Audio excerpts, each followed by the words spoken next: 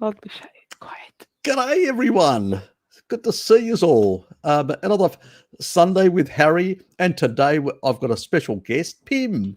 She's come along to have a bit of a chat with me and, let us know what she's been up to and doing and where she's at.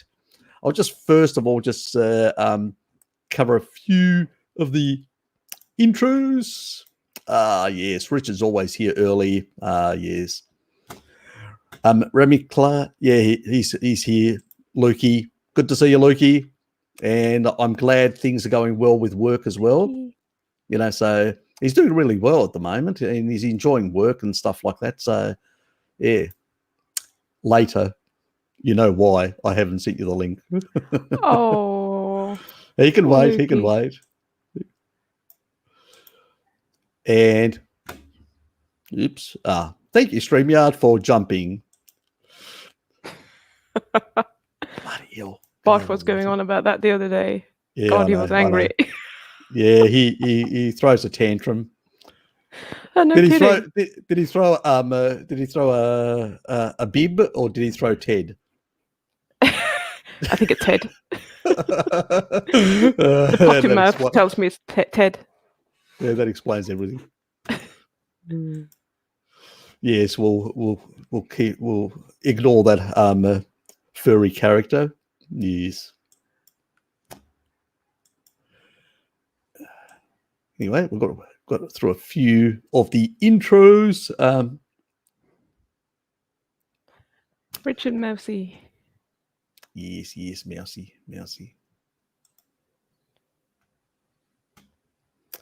Yes, it's Christmas functions. Yes, they're always special places at work. It's like there's a bit of cheese, there's a bit of meat, and you've got all the other kibble, which is normal, in any office type thing. Yes, they definitely don't cater for the more carnivorous. I mean, even though generally most people do actually consume a bit more, but, just the way it is.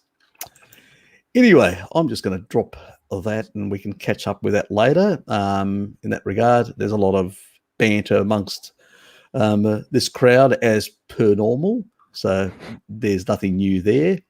Anyway, Pim, what have you been up to? Let us know. I've been hiding. Sorry, I'm just actually... I was opening YouTube so that I could see the comments as well because I can't see them in StreamYard. Okay, yeah. And I felt a bit left out when I couldn't see them, so I'm just moving things around here. Get yourself sorted in that regard. Working on it. I have too many windows. That's good. A mixed animal diet is. There's always going to be variations in the different micronutrients between foods, and it's always good to vary it and mix it up. I think most carnivores nowadays do that, which is a good thing. I mean, there are people that basically, due to their past stores, their past just their genetics as well, they can actually cope on much. It's like some tribal populations that can really manage on very strict, 1 or 2 animals, with some minor variations. So, and that's basically those people would have genetics which would transcript enzymes in a specific order, in a specific way, which allows them to do a number of conversions in a more efficient way. Actually, I don't like using the actual word efficient because the body basically is like a Swiss Army knife. It can actually use a lot of things, or it can down-regulate certain things or up-regulate certain things depending on the multiple generations, what people were doing in a specific area of the world. So it's more of that. It's like, the Irish, very low beta-carotene conversion, plenty of cod liver and stuff like that, reduce that, in the Greeks, it was sort of the halfway in between that sort of state, because also they consume quite a lot of, sort of animal organ meats and stuff like that traditionally. So that's another sort of area that's slightly different. So it can vary in that regard. It's just what. So I tend to say to people, look at your ancestry. What were they eating in terms of animal foods? And that you should be a much easier guide. I don't try to dictate to people what they should eat and how they should do the carnivore diet. Sometimes it's much easier just to look at your ancestry, and you'll actually be much closer to what your genetic makeup tends to basically work with much better. So, I mean, I can handle milk products. And even when I actually consume a bit of milk, my blood sugar doesn't really go that high, even when I tested it. But in other people, it can. Different genetics, different adaptations, all sorts of things. So, the Maasai consume shitloads, like 4 liters on average per day. And still, their blood sugar was, like Mary Ruddick, she basically did a lot of testing on them and basically found their blood sugar levels were very low in the sort of very normal ranges. So there are differences, but obviously, as I would agree with Pim on this one, if you're insulin resistant, you've got diabetes or whatever, you got to take all the sugars out. That includes even milk sugars, because you're just so deranged. You really have to reset in a big way. And also your pancreas is in a mess, which basically means you can't manage sugars anymore, in a sense. And sometimes you could have severe damage to the pancreas, which means like Tim NAWST, who admits, he really can't go back. He's had so much damage. He sort of maintains some of his function with medications of his, pancreas. So he's got a lot of pancreatic damage, and he knows it because of the carb loading of his past days. So everybody's going to be in a different spot. It's a different thing when you are a person who has lived in a tribal society or a pastoral society over multiple generations and lived that way, and your body is adapted to that specific. It's a different thing. What we've done, we've caused massive derangement over a number of decades, eating inappropriate stuff, and caused us a lot of problems, a lot of damage. That damage doesn't reverse overnight, guys. It takes some time and takes a skillful person like Pim, who can actually coach you guys or your family members. And in many cases, it's much easier with, when you've got a family member, it's far more difficult when you're in the family to tell them, do this, do that, or whatever. They usually say, oh, yeah, whatever. They sort of will knock. It's much easier to share a channel or the Facebook page of Pim's and promote to your rallies, to your friends, and go, check this out. You don't have to say anything else. You don't have to basically get too, involved. Let them make the steps, because at the end of the day, they have to make the effort. So I'll let Pim go with that and tell us what she's been doing with her channel and stuff like that. Go, Pim. Go, Pim. We'll see how long that lasts for.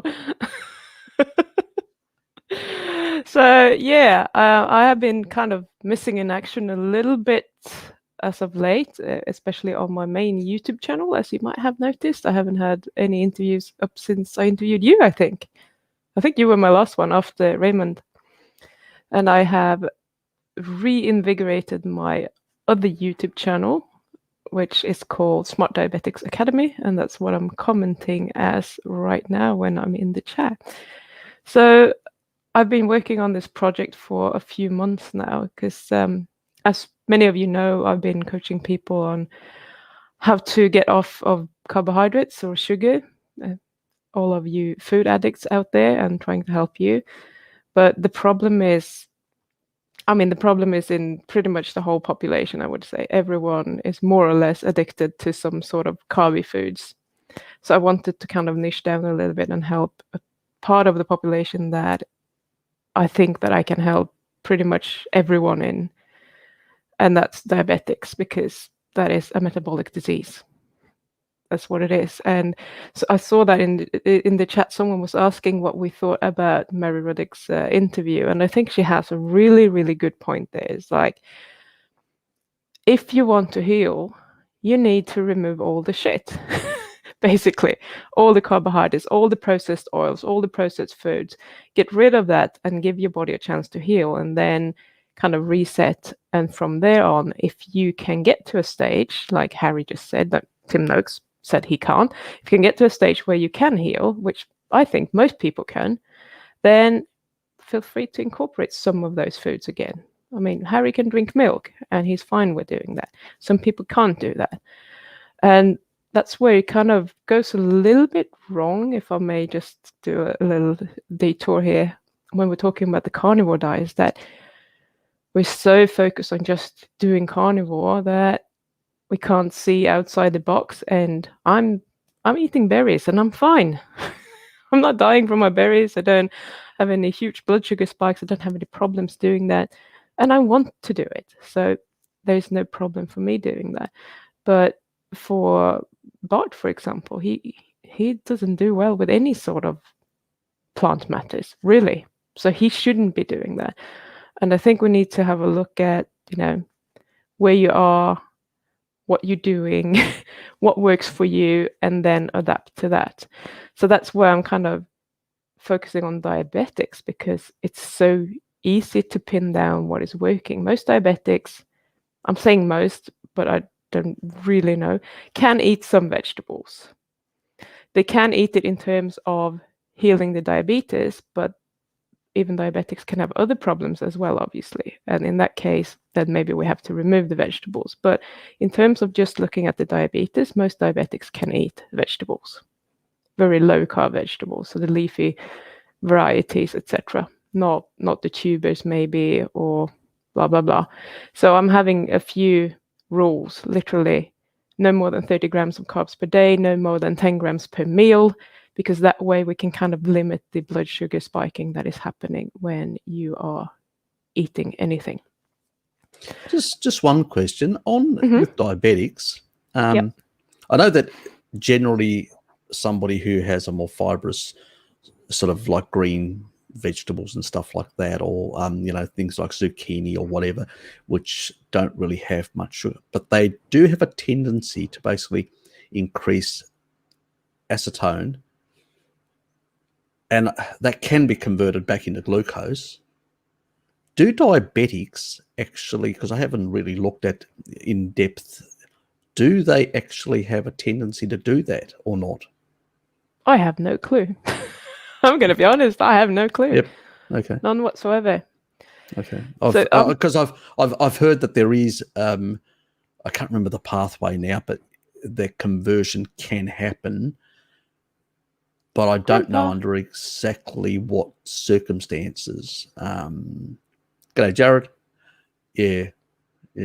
Anyway, it's probably an irrelevant. Once you get insulin sensitive, it's probably an irrelevant for most people. Maybe the research that was done, and I can't remember it, such a long time ago that I looked at it. It may have been in regards to people on a standard diet already with elevated insulin resistance or whatever, and that just exacerbated the issue potentially. Yeah, I'm wondering if the poison is in the dose as well. Yeah, possibly. Yeah, it's interaction with other sort of carbohydrates. So another thing that I'm kind of teaching is that you know the normal plate model, 50% should be greens and vegetables, and I'm saying like maximum 25%, because that way we can limit the carbohydrates in even the very low carbohydrate vegetables. So if you're only eating like 25% of your plate being vegetables, it's not going to be a lot of them. And the thing that is always going to cause problems. So I have a theory. I don't know if it's correct, but so I hear a lot about people that heard a lot about other people who are getting blood sugar spikes from protein and eating a lot of protein. But I'm not sure I've actually spoken to anyone who has experienced that themselves. So I did an experiment a while back. Tell me about it. And I consumed massive amount. Look, I struggled to consume that amount of protein. What happened to my blood sugar went down to 3.7. Oh, awesome! Which is extremely low. But also my ketones. How long after?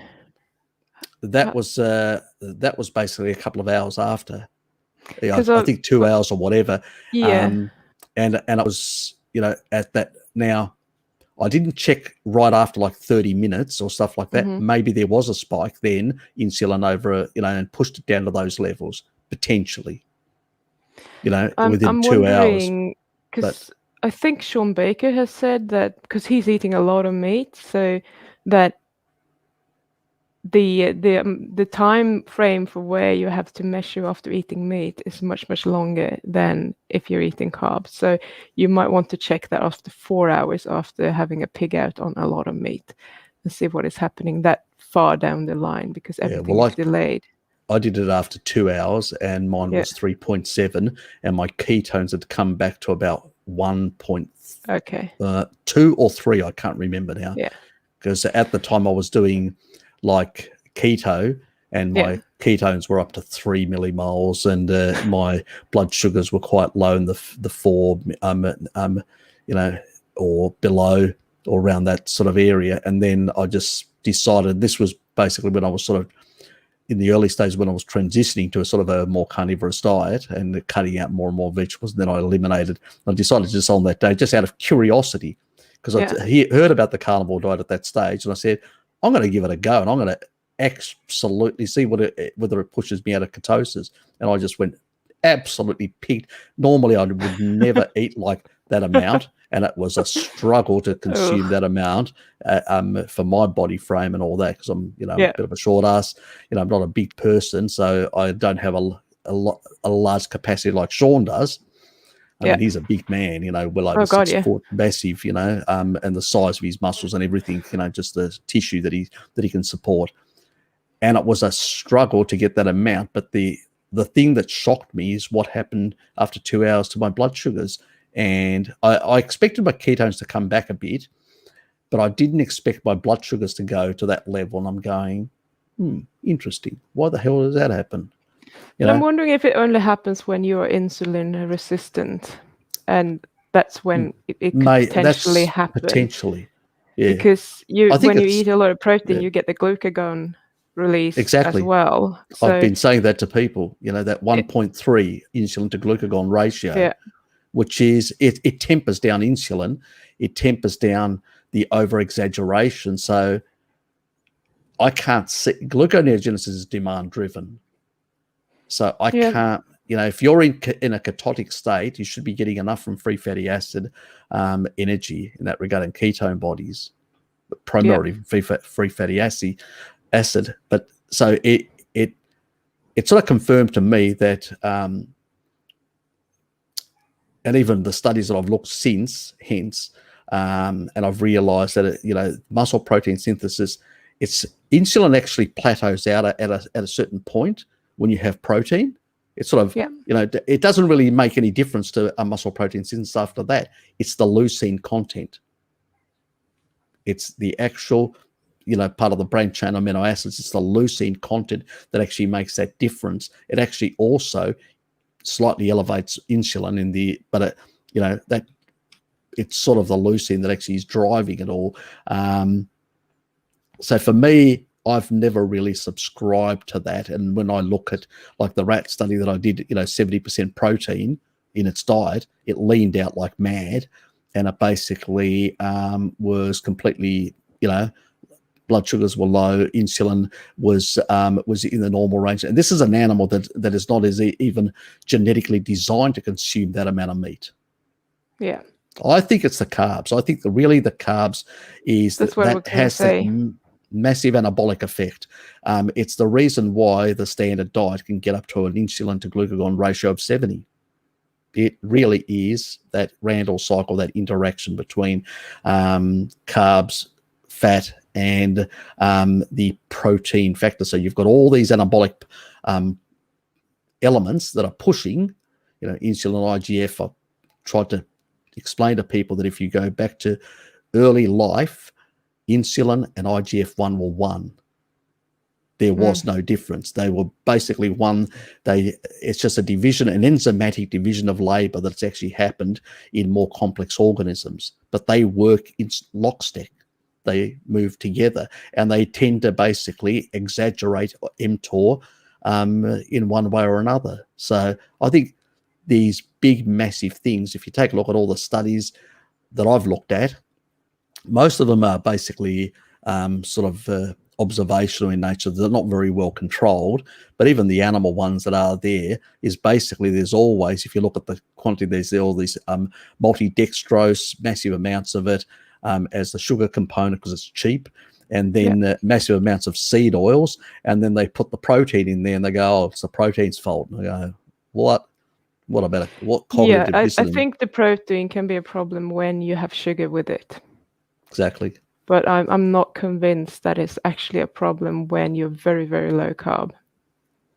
No, I don't think so as well. But I saw a couple of comments here. So Zombie said that hers goes up where she wouldn't call it a spike. On keto, she was usually around 4, and now it's usually around 5.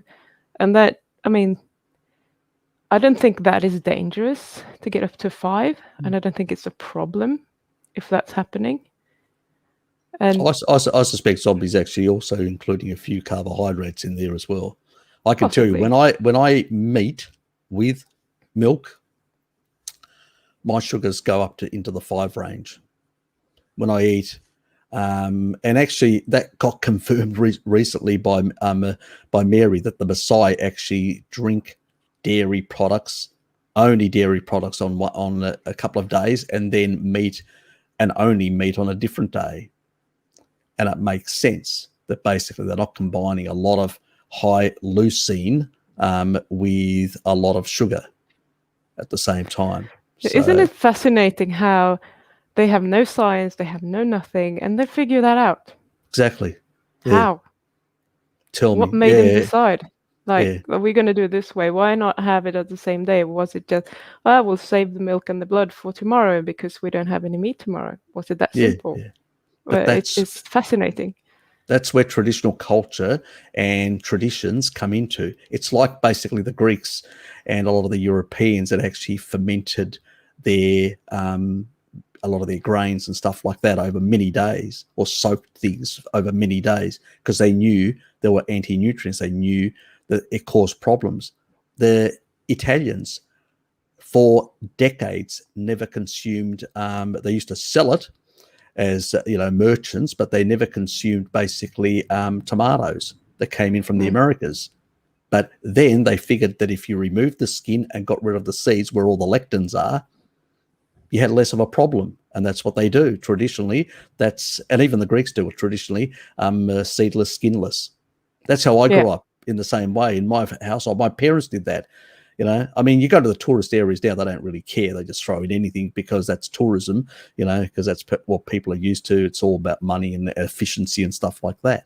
But traditionally, people, that's what they did in the Greek world and in Italy. That tradition came actually from Italy, because the Italians were the big, were getting a lot of their trade from the Spaniards, where a lot of the spice trades and stuff like that was controlled by a lot of the Greek merchants, and they were more to the east of the Ottoman Empire, where it had to do with that sort of different, who controlled different segments of the trade, so to speak, as these foods got around. But it was but that's it makes interesting sense.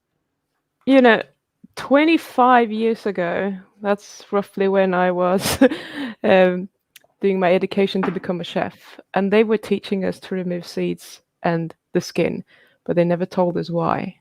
So I think that's something that is like, well, that's the tradition, that's how you make a traditional Italian tomato sauce or whatever, but they don't know why anymore. No one is kind of preserving that sort of knowledge or spreading it, and that's why we're going to lose it, because it's going to be like, well, why do we have to do this? It's just a pain in the ass to go through all of these steps when you don't have to.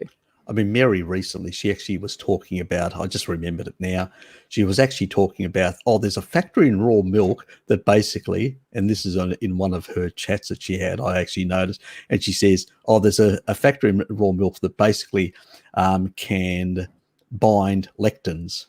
And I go, tell them, Mary, tell them. And she wouldn't tell them. And and it's a bit like, it's a bit like I understand where she's coming from.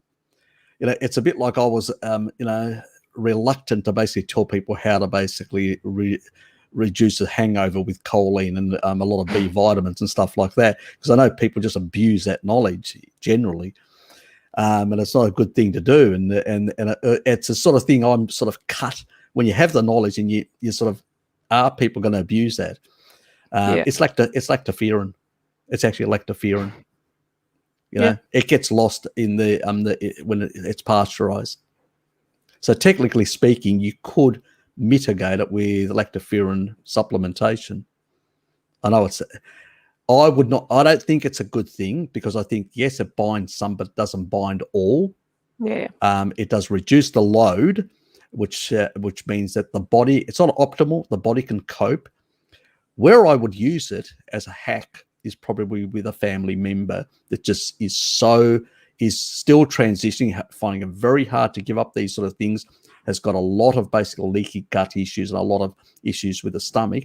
And this is where the lactoferrin, where the milk is that healing part that people talk about it in raw milk. It's the lactoferrin. You can actually just, if you're a diabetic and you can't handle, sugars, then just get the lactoferrin sort of supplement to help with a bit of that as you're transitioning. So it's just another one of those things. Now, don't go crazy, you lot, because I know how basically, bad you guys can be.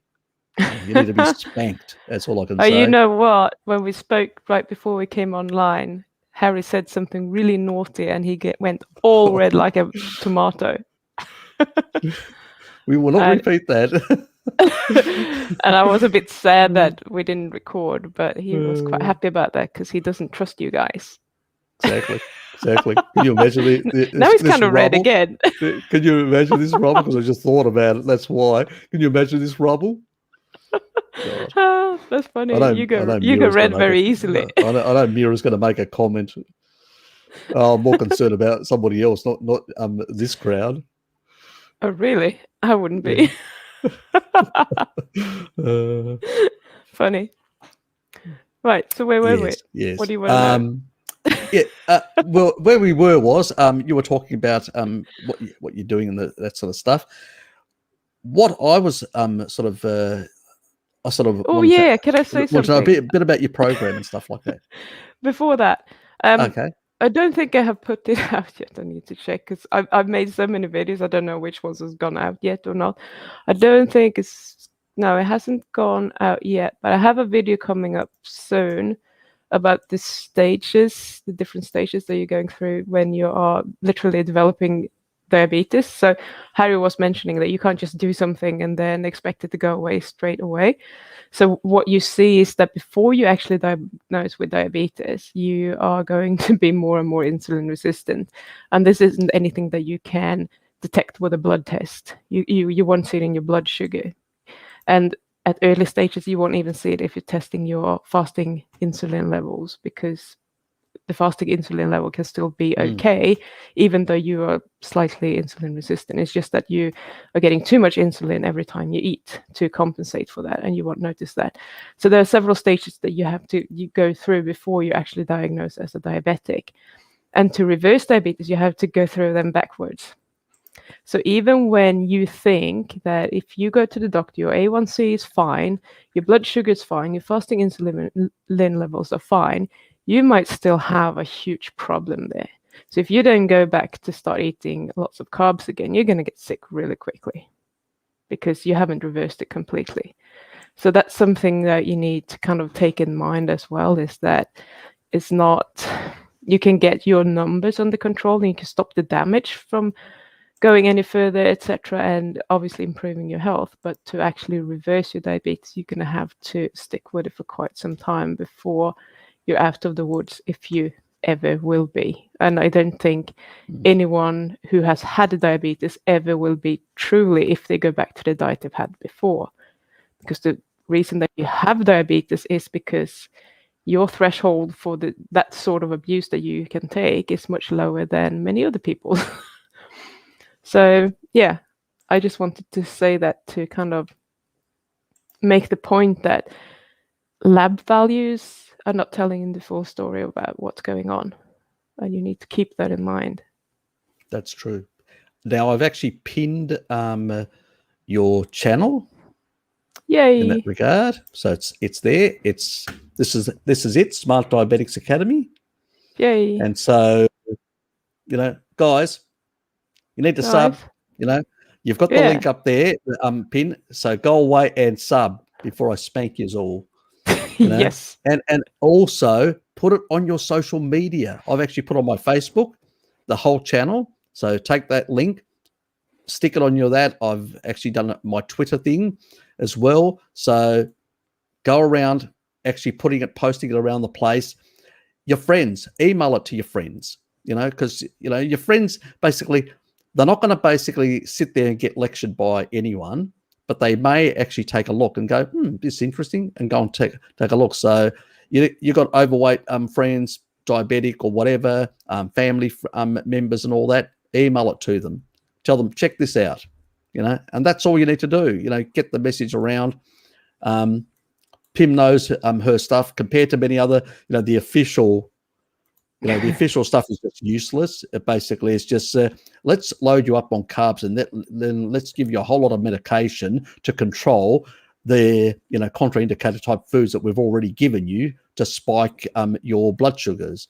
How fantastic is that? How, crazy is that? But that's the weird and wonderful world we live in, unfortunately. Mm-hmm. And unfortunately, we need people, and we don't have enough people, which is the most unfortunate thing, but we need more people to basically become aware of people like Pim that basically can help them.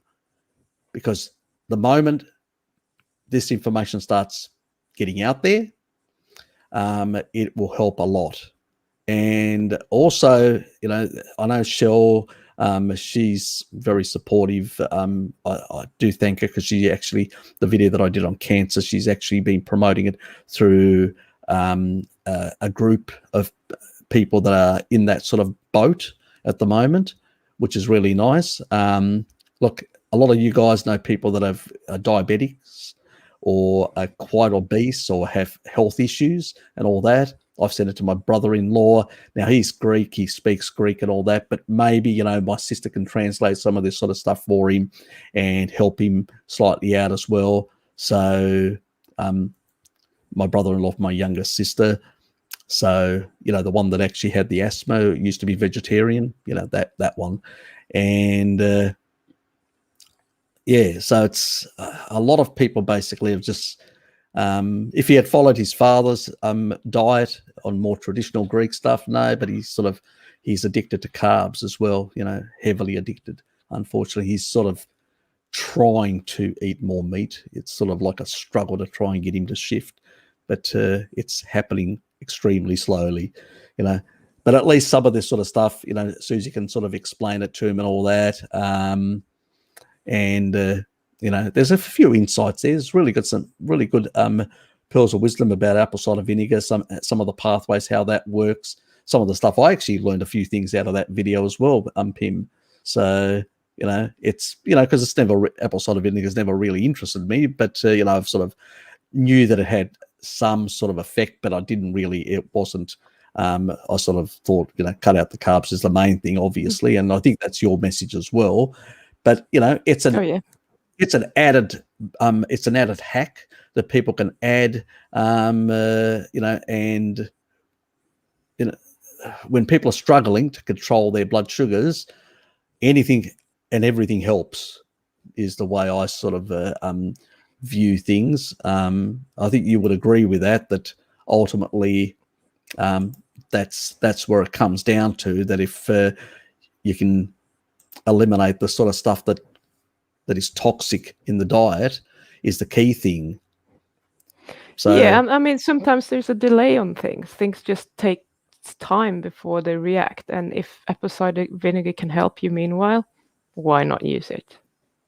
I don't think it's magic. It's not going to do a lot of good it's going to give some good if you're still eating carbs, but it's not going to help you reverse your diabetes. So it's just these little things that you can use to help, but they're not magic pills. The magic pill is to actually eat the right nutrition. But that's really important, because there's a lot of basically sort of crackpots out there that are promoting this as, like, take chromium, take apple cider vinegar, take this. It's going to basically, do this for you or save you this or that. And I'm going, well, even chromium, for instance. I mean, I had a video on my channel. It was more about a biohack, how to basically get more vitamin C into the cell. If you're really interested in that way. I'm sort of not, how can I put it? That doesn't really interest me anymore. It's sort of yeah.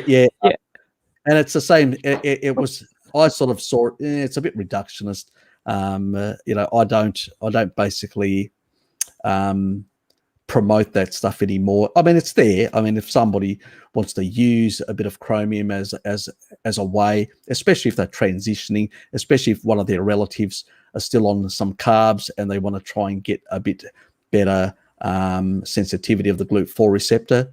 But at the end of the day, it's not a panacea like apple cider vinegar or all this. It's not the ultimate solution is getting rid of the actual poison, which is the excessive amount of carbohydrates, refined carbohydrates in particular, but carbohydrates in general. You really need to bring them 20 and below. I think that in some cases, some people are so deranged that they need to go down to nearly zero or close to in some circumstances. It varies. Yeah. I mean, it's not everyone is going to respond in the same way.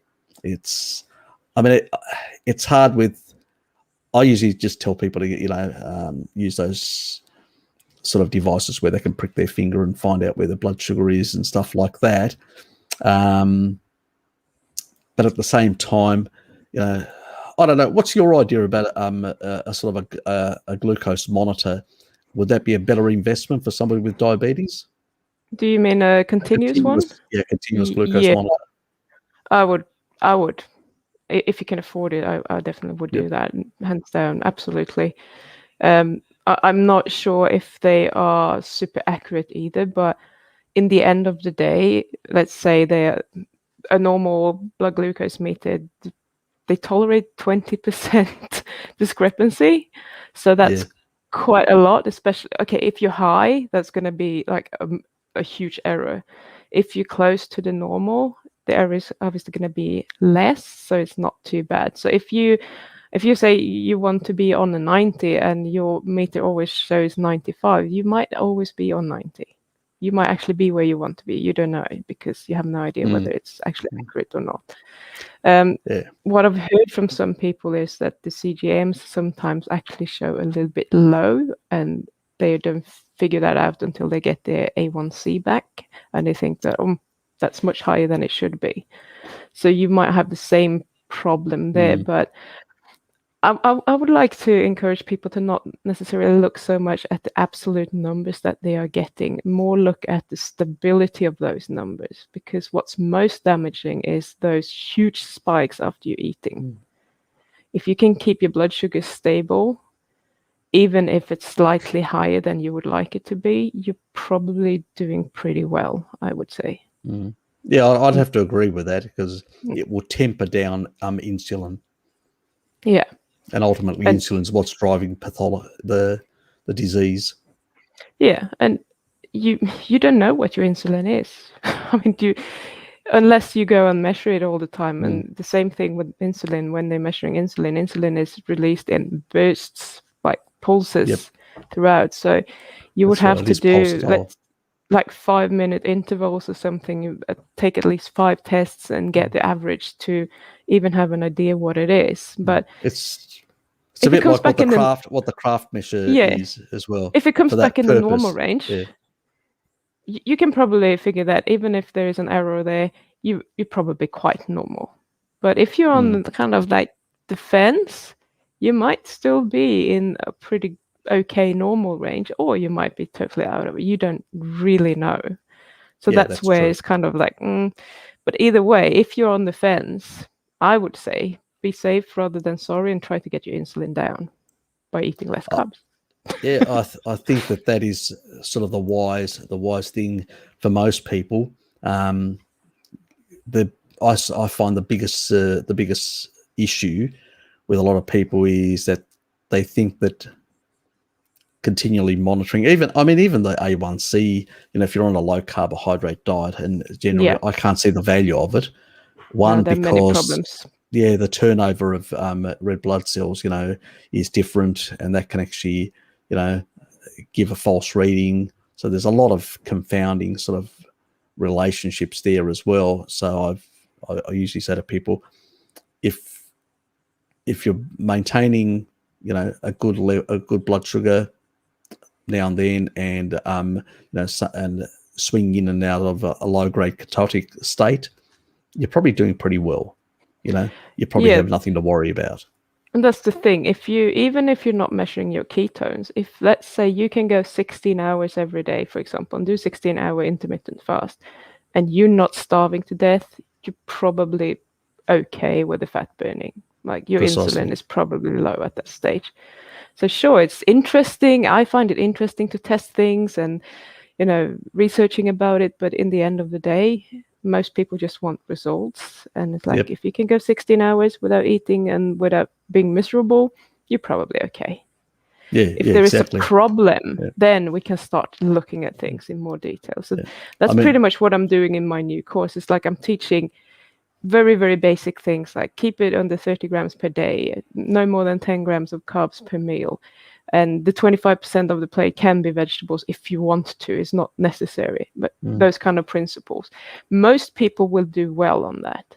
If you don't, then we can start looking at things. Okay, maybe we need to up your fat intake to being minimum 70% of your energy intake. Maybe that will help. Or, then we go through the self-help manual and see where the problem might be. But I don't think it's necessary for most people to do that. It's just unnecessary work, and make it so complicated that many people will be like, I can't be bothered to do that. When the majority you got to actually listen to your body a bit. Yeah. For sure. It's something that we've forgotten. Tribal people, I looked at some of the tribal people, what Mary was saying is they don't have like fixed times they eat. Oh, and they're not hungry. They just eat when they're hungry. They just do not eat when they're not hungry. It's just amazing. God, it's a revelation. Every animal on this planet basically eats when it's hungry. Well, not my dog. She's always hungry, by the way. Well, what can I say? Opportunistic scavengers. Exactly. She's picking up some bad habits from Bart, that's why, or Ted, one of the two. Yeah, probably. Definitely. I'm surprised he hasn't jumped in to make a comment about that. I don't know. He's hiding somewhere with Ted. Yeah, probably. Yeah. Ted was upset about something. I'm not sure what it was, but who cares? There was a comment here that I was going to comment on as well. I think it was Ramlika who said, can you even reverse diabetes on a high carb diet? And then said, oh yes, the vegan diet. You can reverse diabetes if you're listening to, let's say, Roy Taylor at, what university is he at again? In the UK somewhere.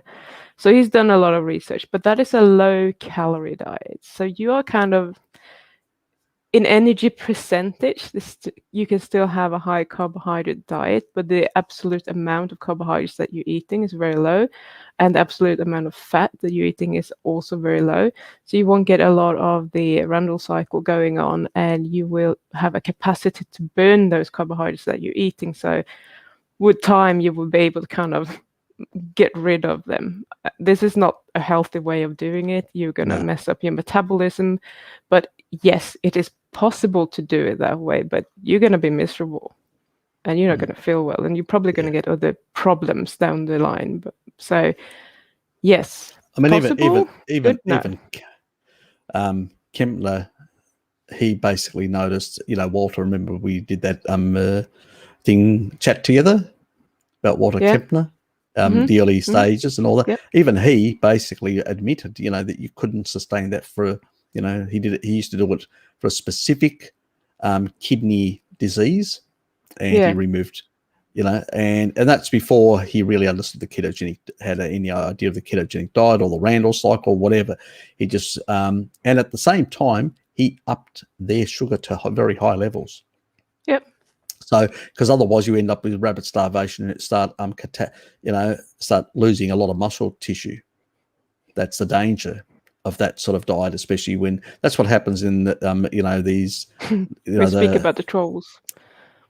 The different types of, yes, exactly, the different types of diets out there that actually are done, and they restrict calories, and and then they waste away muscle. And as a consequence, they come out of it, and the fattest loser and stuff like that, they put on more weight because they've actually just brought down the metabolic rate. They've lost more lean muscle mass as a consequence of that stupid diet. Yeah. So even Walter understood that. That's why he had people on a very high sugar amount. So in between that high sugar, they were basically burning some free fatty acids in between the meals, plus they were getting quite enough energy in between to basically, in a sense, prevent the sort of catabolism of their muscles.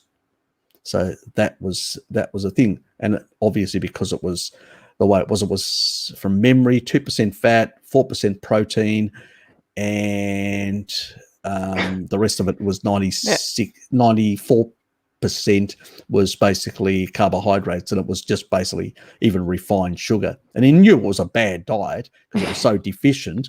I mean, he could only supplement because the insulin, would spike so high in between.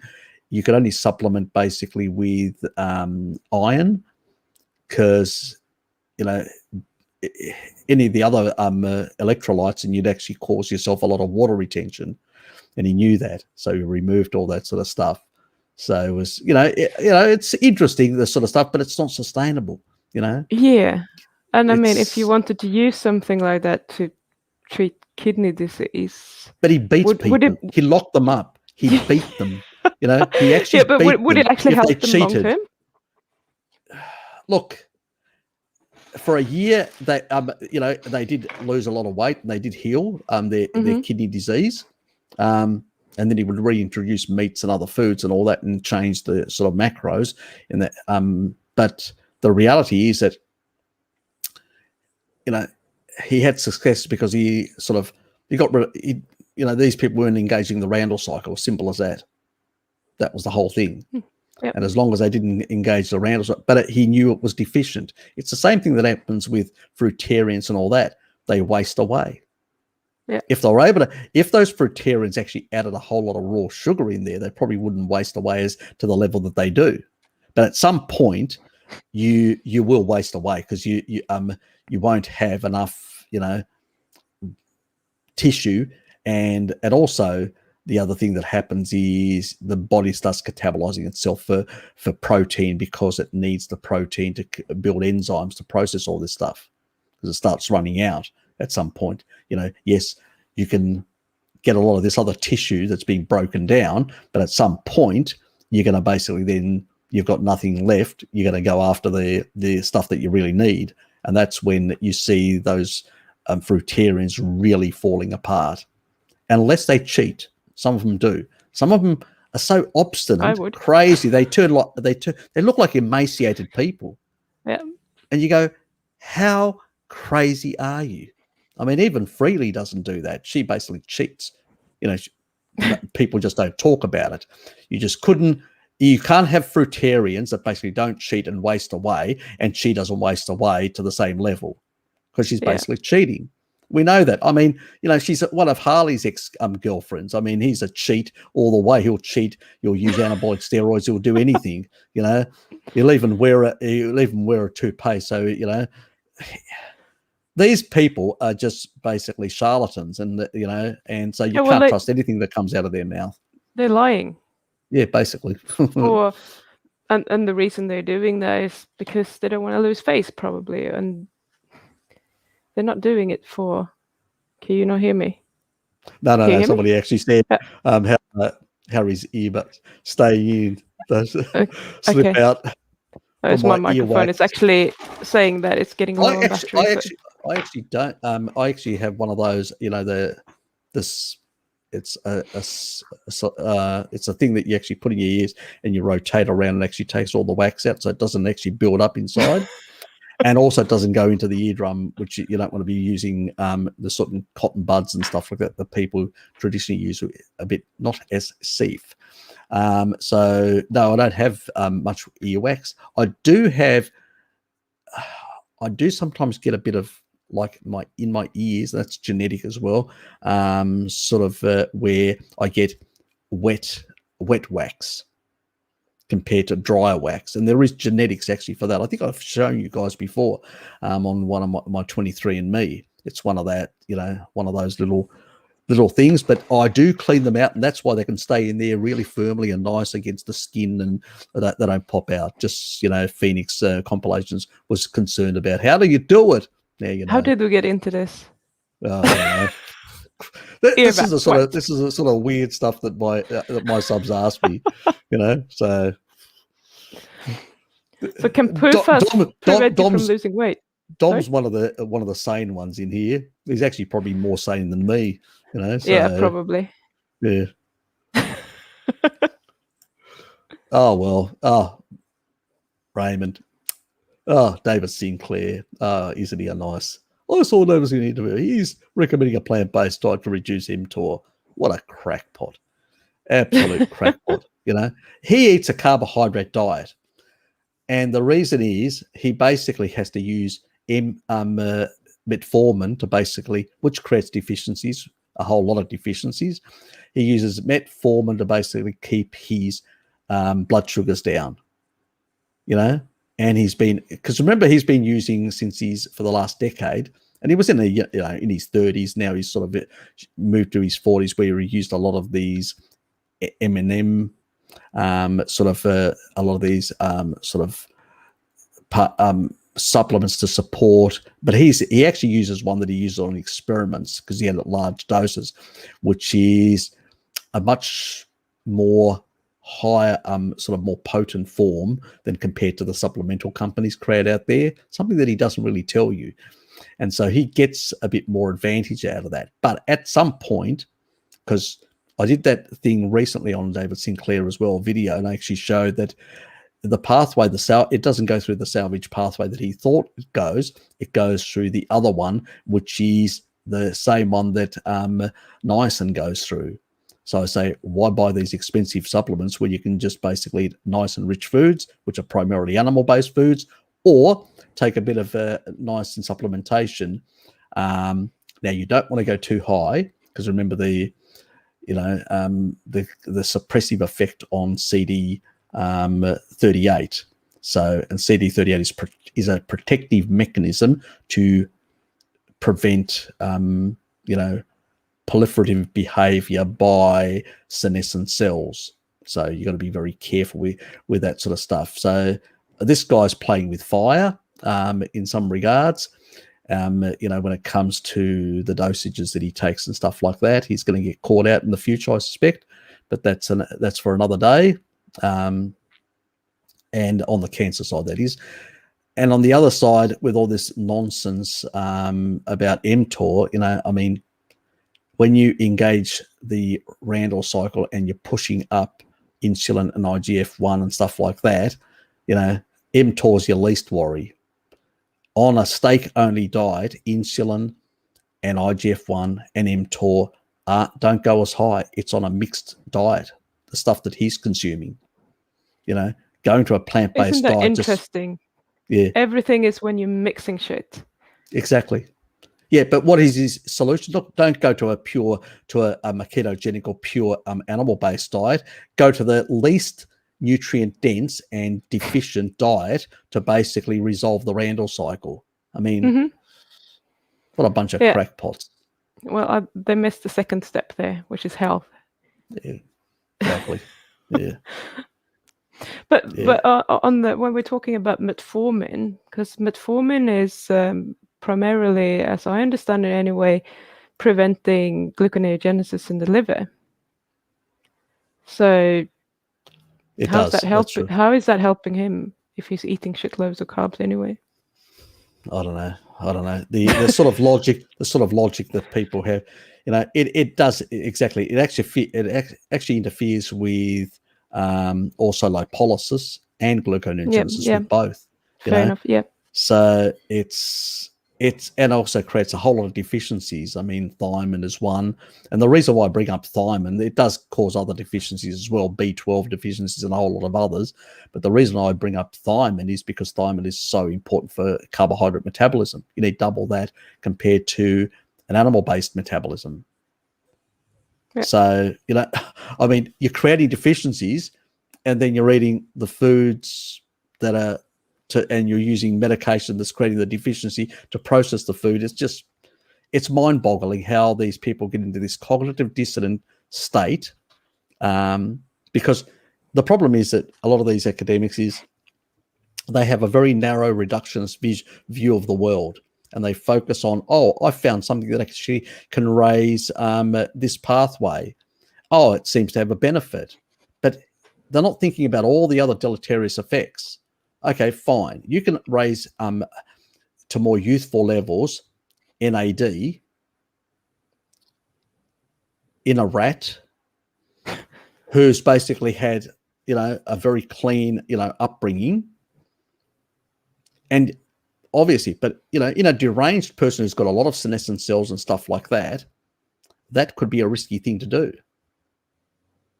Yeah. So, it's a lot of these things have to be contextualized, but the problem is these people are pushing these wonder pills out there. We can basically reverse age, do all this, all that. And when you look at the sort of stuff, you realize the dangers in terms of, these sort of things that they do. There are a lot of side effects, and they are risky in that sort of regard. Even I actually mentioned in my recent cancer thing, there's a supplement that basically deals with senescent cells, and it's at the dose that you should stick to. If a person's got cancer and they're trying to deal with senescent cells, or somebody wants to get rid of old cells and stuff like that, because that will taper down CD38 and improve NAD plus naturally, by cleaning out. And that's why fasting, that's why exercise, that clears out a lot of these damaged cells. These senescent cells also help with improving NAD levels. The body, that degrades, and there's a reason why it degrades, but everybody's looking at it a reductionist way. It's a protective mechanism, guys. This enzymatic pathway to prevent a senescent cell from becoming cancerous or out of control. So you don't want to be suppressing with, and that's why I've always said to people, do not supplement up to 250, 300 micrograms at most of niacin, no more than that. These high doses that people talk about actually interfere with a lot of biological processes when they're going up to 1 gram. You've probably heard that a Pim, 1-2 grams and stuff like that people are talking about. It really interferes severely with a lot of the a number of biological processes and protective mechanisms in the system. So it's crazy sort of stuff, but it's all the reductionist nonsense. Oh God, bollocks to you, bollocks. Ted. Are you retarded? We know one of them is. Yeah, I'm not sure which one. They'll get them going both. They'll be wondering, talking to each other and saying, "It's you, isn't it?" No, it's you. Yeah, it'll be that's it. Sorry. I think I interrupted. Go on. Don't let me interrupt. I've just lost it for a moment. I thought I was going to get more remarks from him, but he's gone quiet for some reason. I don't know. Yes. Oh, there's no typing going on. Can't hear anything. You can't hear anything. Okay. Maybe he didn't even hear it. He missed it. He missed it. Oh, he must have missed it. Oh, good. Lucky. We're safe. Yeah. Exactly. You're there at that end. I'm over here. I'm safe. I can't even put my hood up. Too many cables hanging around. I heard you guys are moving as well. Yeah, I need to go and pack soon. So, yep, moving on Friday. Big move. Yeah, So well, it would be great. We're moving out to the countryside. No, are you guys gonna be raising any sort of animals out there, like chickens and other well, things, or I'm thinking about chickens at the moment. We'll see what the landlord says. So the landlord okay, lives yep, in the main house, and then they have another house for okay, rent. gotcha. They seem really good though, so that will be good. So yeah, chickens or not, I will love it. Retarded. Yes, yes, yes. Apparently he does.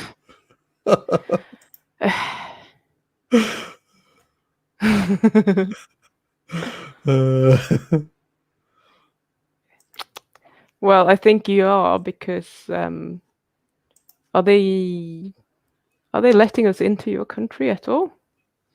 Yeah, I don't know. Recently, there was, remember there was somebody in New Zealand with the British strain, and they went crazy over here, and just sort of everything got shut down. Oh no. Yeah, look, Uh-huh. they just have to hear one person. Everything goes spastic and crazy in this country. It's just, I suspect New Zealand's just as bad. Oh yeah. It's I just don't follow it. a weird world. I just can't be bothered with that. It's Yeah, it's I just know that if I madness. leave the country now, I can never come back. Well, never. I say never. I can't come back because then my visa will expire and I don't have a passport. So I'm kind of stuck here Gotcha. until yep. Until something happens. Fuck. I'm in trouble.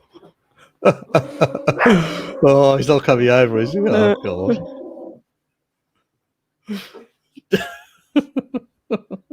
You can't help himself, can he, Ted? You're a bad teddy bear.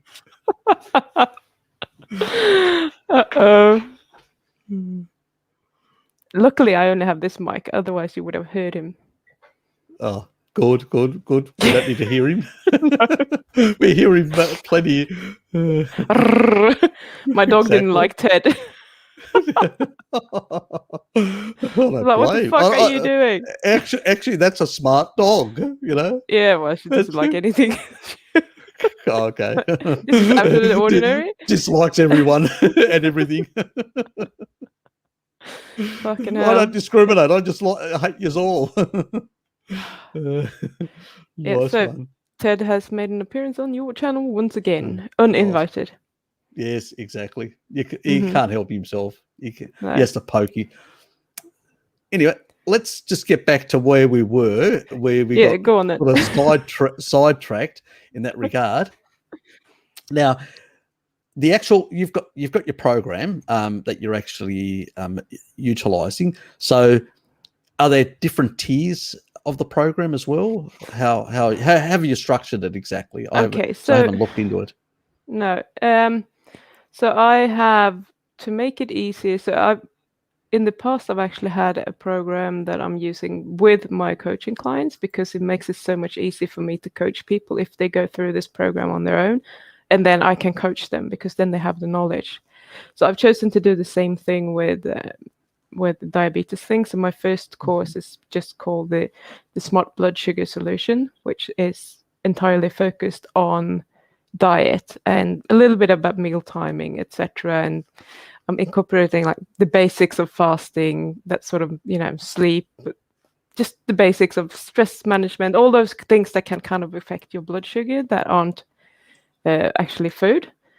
But we're not going into any sort of depth when it comes to that. But when it comes to the food, it's like covering everything about why you shouldn't be eating the carbohydrates, how the carbohydrates actually are the bad guys, and how they, the shift in our diets, especially in the 80s, really accelerated the both the obesity and the diabetes epidemic, basically. And then how to transition safely, even if you're on medications, for example. But I'm not recommending anyone to, I'm not dealing with the medications and how you should adjust them to your new diet, etc. They have to do that with a doctor, because I'm not a doctor. I can't do That's that true. because I will get into trouble.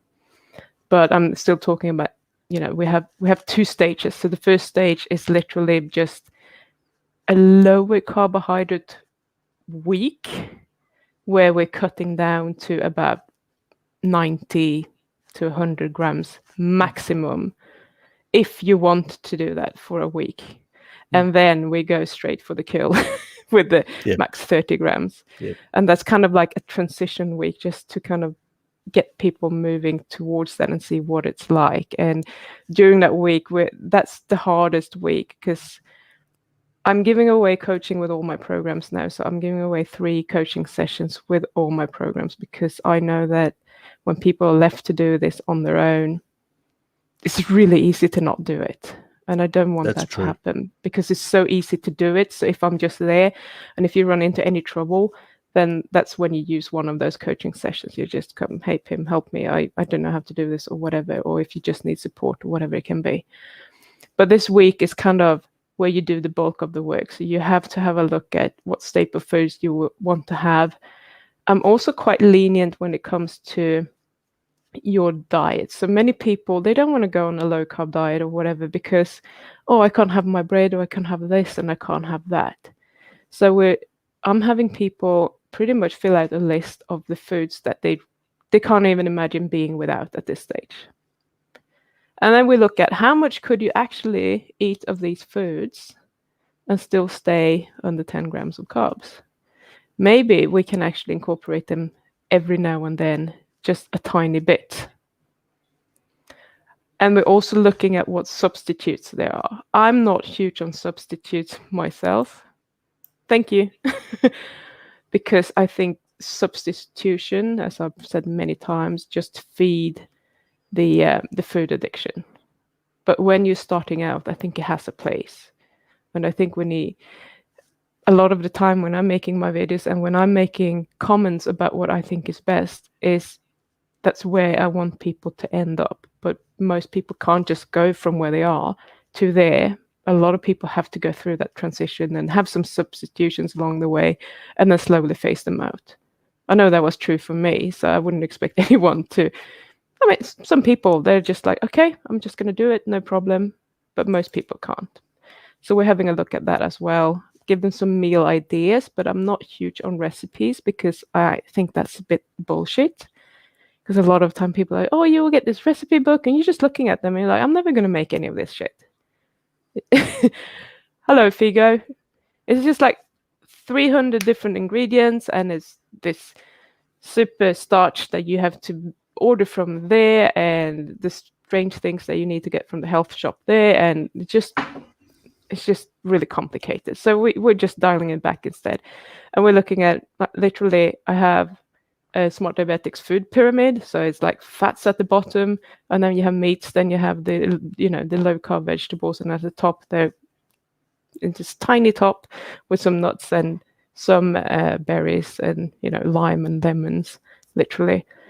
So if you're sticking to the bottom 2, you can pretty much just fill your boots up. It's when you start moving towards the top, you need to be a little bit careful. And if you just pick one protein, one sort of fat, that is the basis of every meal you're eating, and then the rest is garnish. That's very, very simple. It sounds like a really good approach, because it's basically less complicated. Yeah. And the problem is, nowadays, a lot of people have grown up since the 80s in sort of, ready-made meals and stuff like that sort of culture. Yeah. And complicating things too much, they never adhere, they never stay with it. They'll drop off the wagon. It's just the way it is. So if you can make it less complicated in the way you actually design the eating patterns and stuff like that, it's going to be much easier for people to adhere to. I remember even when I was doing low carb and keto and stuff like that, the food varieties were actually poorer than what my carnivore diet now is. It's strange how it's much more diverse now with seafood and this and that and all sorts of things diverse animal foods, where then it was just basically having number of steaks and vegetables, a bit of salad or asparagus or something like that. It was sort of, I didn't want to complicate it, because the thing is, you want to measure everything. And because you want to measure everything, if there's too many ingredients and too many things, it's really hard to measure the damn things, the carbs and all that. And that's what I found, that I had to be really strict and said, these are the only foods I'm going to eat. So, unfortunately, I did add in there spinach, and that's before I knew about oxalates, and did suffer for quite some time as a consequence of that error.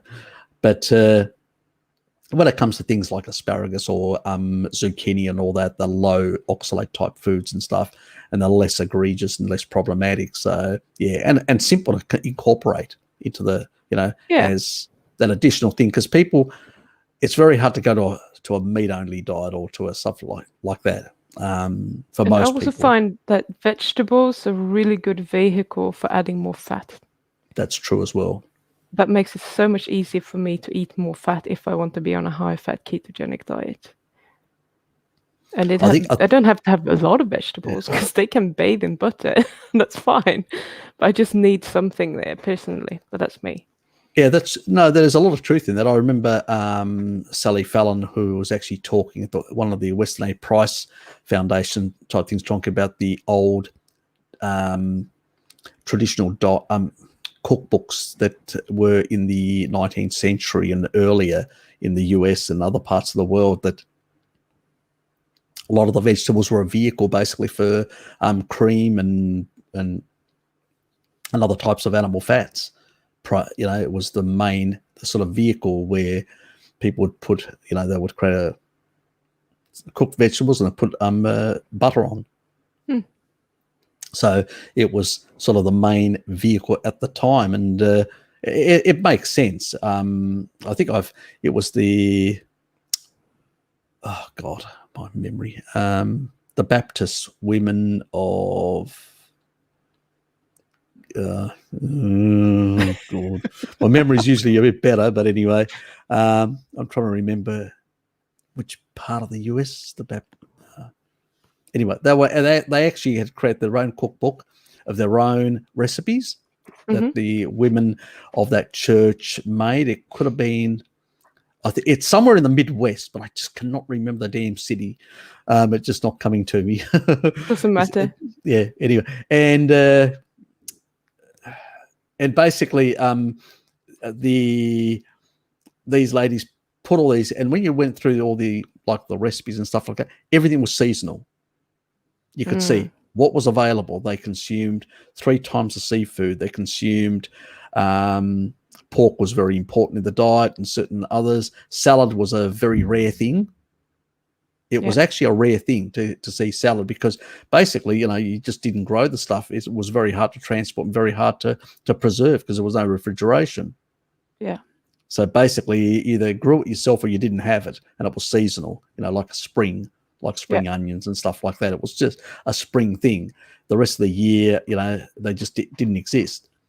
Winter was primarily animal foods or some fermented things like pickled foods and stuff like that were available and stuff like that, which were combined and all that. And all these things, when you pickle things, obviously, in salt, you eliminate, because the lactobacillus type bacteria will eliminate a lot of all the sugars over that period of time. So you're actually having a low carbohydrate winter meal, which is perfect, because you're in a low deuterium, you're eating low deuterium foods in a low deuterium depleting environment, which is perfect. You're in sync with the planet at that point in time in the year.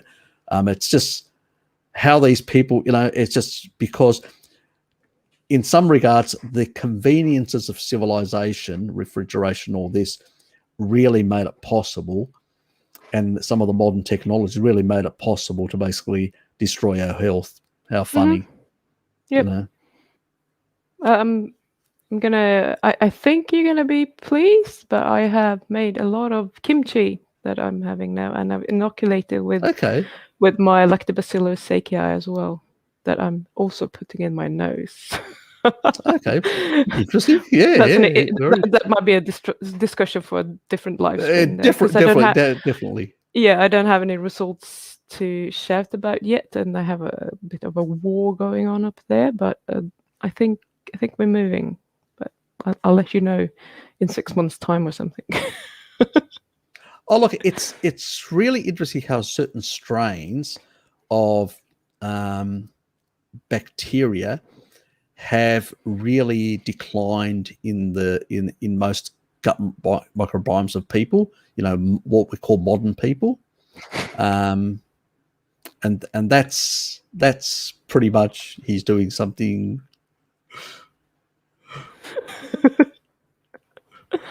Yeah, it's confirmed.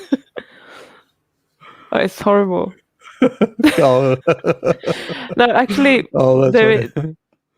Let me just explain it quickly. So there is this. I saw this guy. He was doing an experiment. He's actually a doctor, but he was just kind of dabbling around with it in his nose with a cotton bud. And that's fine, but I'm actually inhaling it so that I get it far up my sinuses, and yeah, things are happening. Yeah. Look, But I'd be you need to get the right dose, because when it's too much, it's really disgusting, and I always almost okay. want to puke. So That bad. then yeah, it's not. But I'm a bit sensitive to certain smells, and having dealt with enough microbiology in my life, and growing enough cultures in my life, I can smell the bacteria, smell the typical lactobacilli bacteria, Yeah. and almost a bit of E. coli in that smell. And then Yep. when it comes down your throat, you're like, I'm gonna puke. And this guy that was doing it, he was also swishing around his mouth, and I did that once, and I almost puked. I was like, I'm not doing that. So I inoculated my kimchi with it. I'm eating kimchi with the right bacteria every day instead. Oh, That actually tastes really good. Sounds really interesting. I look forward to actually seeing the results. Yeah, but half of the time I forget to have kimchi with my dinner, and then. But then the last thing I do before I go to bed, I just drink a little bit of kimchi juice. That's okay. You're still getting it in some I remember way. to do that, but I don't remember to eat it with my meal for some reason. Yeah, I'm just not used to having vegetables with my food yet. Yep. And I've tried to do that for weeks now. There's something wrong with my brain. Yeah, I sort of do a bit of kefir now and then, not continuously, but I try to get it in once a year, for a short amount of time, just to basically a bit of a reset, provide a few additional.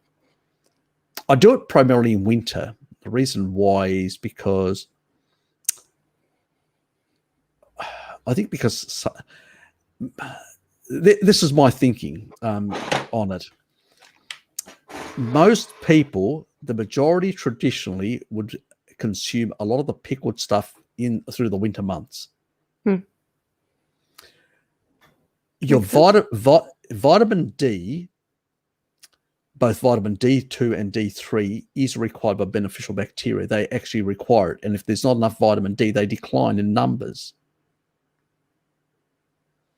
So what I'm thinking of, maybe these people had, again, traditions that we've lost, had an understanding that, because of that decline, you really have to put it back.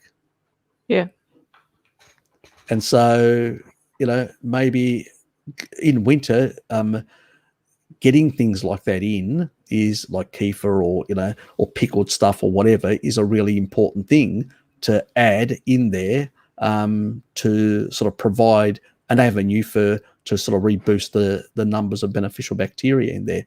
So to keep the pathogenics under control, because there's still going to be some pathogenics. You're never going to get rid of E. coli and all these sort of things. You're just going to keep them under control and balanced in regards. So, and the more acidic, a lot of these pickled stuff, they tend to actually be more acidic. So they actually promote the growth of bifidobacterias and lactobacillus and all those sort of things, which are the acid-loving bacteria. That's another reason, boys and girls, not to consume alkaline water. Not good idea for your gut microbiome, believe me, or your stomach acid.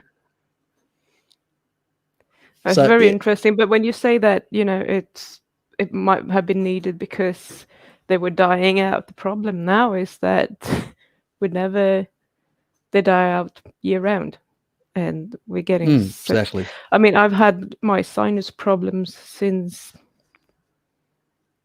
well, for 25 years, more than half my life. So for me to correct that, it's probably going to take a while. And Exactly. just the fact that I'm seeing some progress in some ways That's a good sign. is a good sign. But the amount of mucus that I'm producing is was insane, and then it went down, and then it went up again, and now it's down again. So there's clearly like a war between the new and the old bacteria in there going on, Definitely is. going on. And it's not resolved yet. Is your vitamin D status, are you maintaining that? You're outdoors all the time, aren't you? So you're sort of, because it's still Well, I summery haven't now. checked. No, it's been cold lately, but I haven't checked. It's just been summer, and I've had quite a good tan, and I've been out a lot, but I haven't checked my actual levels. So I don't imagine that I'm deficient, but whether they are high It's or just medium, because I the don't know. beneficial bacteria do require more vitamin D than the pathogenics. How strange is that? How weird is that? It's sort of bizarre, and I've always, when I looked into it, I could never find anything in the literature that actually explained why this was the case. The only thing that this is, one of those strange, again, it's not even a hypothesis, just a pure speculation. It could be completely wrong in that regard. And I thought that maybe, most pathogenic bacteria, and also organisms like Candida and all that, prefer a more alkaline environment. Mm-hmm. And maybe, those organisms that function better in a acidic environment, that are acid-loving bacteria, they may have a higher requirement for vitamin D. I don't know, maybe as a mechanism, as a protective mechanism, or some other thing, or whatever. It just seems how, when you look at the requirements that are different, I can't make sense of it any other way. I could be completely wrong. I mean, how many functions does vitamin D have? It's like 500,000, and it's also affecting your DNA directly. So why wouldn't it affect the DNA of certain bacteria directly as well? Maybe. Yeah, I don't know. Possibly. Yeah. If they can access it, or I don't know. Maybe it's just an expression of a sugar on the outside of your cells that makes it easier for the good ones to adhere, or whatever. So many things it could be. That's exactly the thing. I think we know so little about a lot of this stuff. What I see is that basically, when you give, and a lot of these beneficial bacteria, they all I think this is why ultimately a low carbohydrate diet does better, is because it furnishes far more B vitamins, both from the animal foods and sort of the type of low glycemic vegetables that people eat on a keto or low carb type diet. It tends to furnish more of these B vitamins, and B vitamins are what primarily are the thing that a lot of these bacteria exchange between themselves. Yeah. So but they obviously, that's yeah. But the signaling between bacteria and different bacteria and your body, we know fuck all about that. Absolutely nothing. And I think that's huge. And we know nothing. What about the glycans, all the sugar molecules on the pericellular, that are interacting and signaling? We don't even understand how that works. We know the signaling happens, but because we can see biochemical processes, but we don't understand what they're actually saying between themselves, how that interaction is happening. Are certain signal or chemical signals, are they good, bad, indifferent? Because there's so many variations. we are That's so in the dark. fascinating. Yeah, we are so in the dark about it. I went down the glycan sort of pathway a bit. I thought I was going to find a lot of pearls of wisdom. I didn't. I found a lot of confusion, Yeah, a lots lot of of question marks. speculation, and I ended up. I haven't walked away from the research, but I've sort of gone, why am I wasting my time where I could be wasting it on other things that there's more better literature out there currently, Yep. and just leave it on the back burner for another day in the future, because it's just, yeah, there's just not enough to basically, to really. One thing that I do know is that if you maintain good, like your grounding, your earthing, something that Bart also talks about, you're earthing yourself, you're basically maintaining the sort of nutrition that gives you good nitric oxide. You're getting enough sulfur, amino acids, which are really important, because they just maintain that negative charge on that pericellular matrix. They seem to probably have an influence also on the glycans. I think ultimately it's eating better in the right way, and all that is you're going to get these things are going to function better in a sense. Sometimes we can go too deep. Yes, we're interested. We want to find out, because as a biohacker, I'm always interested in trying to see, is there one way of actually, can I manipulate this or that?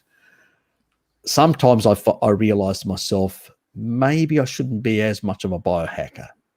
What do I mean by that? Sometimes, and it's not, and I'm not talking about the reductionist side of biohacking, because there's a lot of that in biohacking, too much reductionism.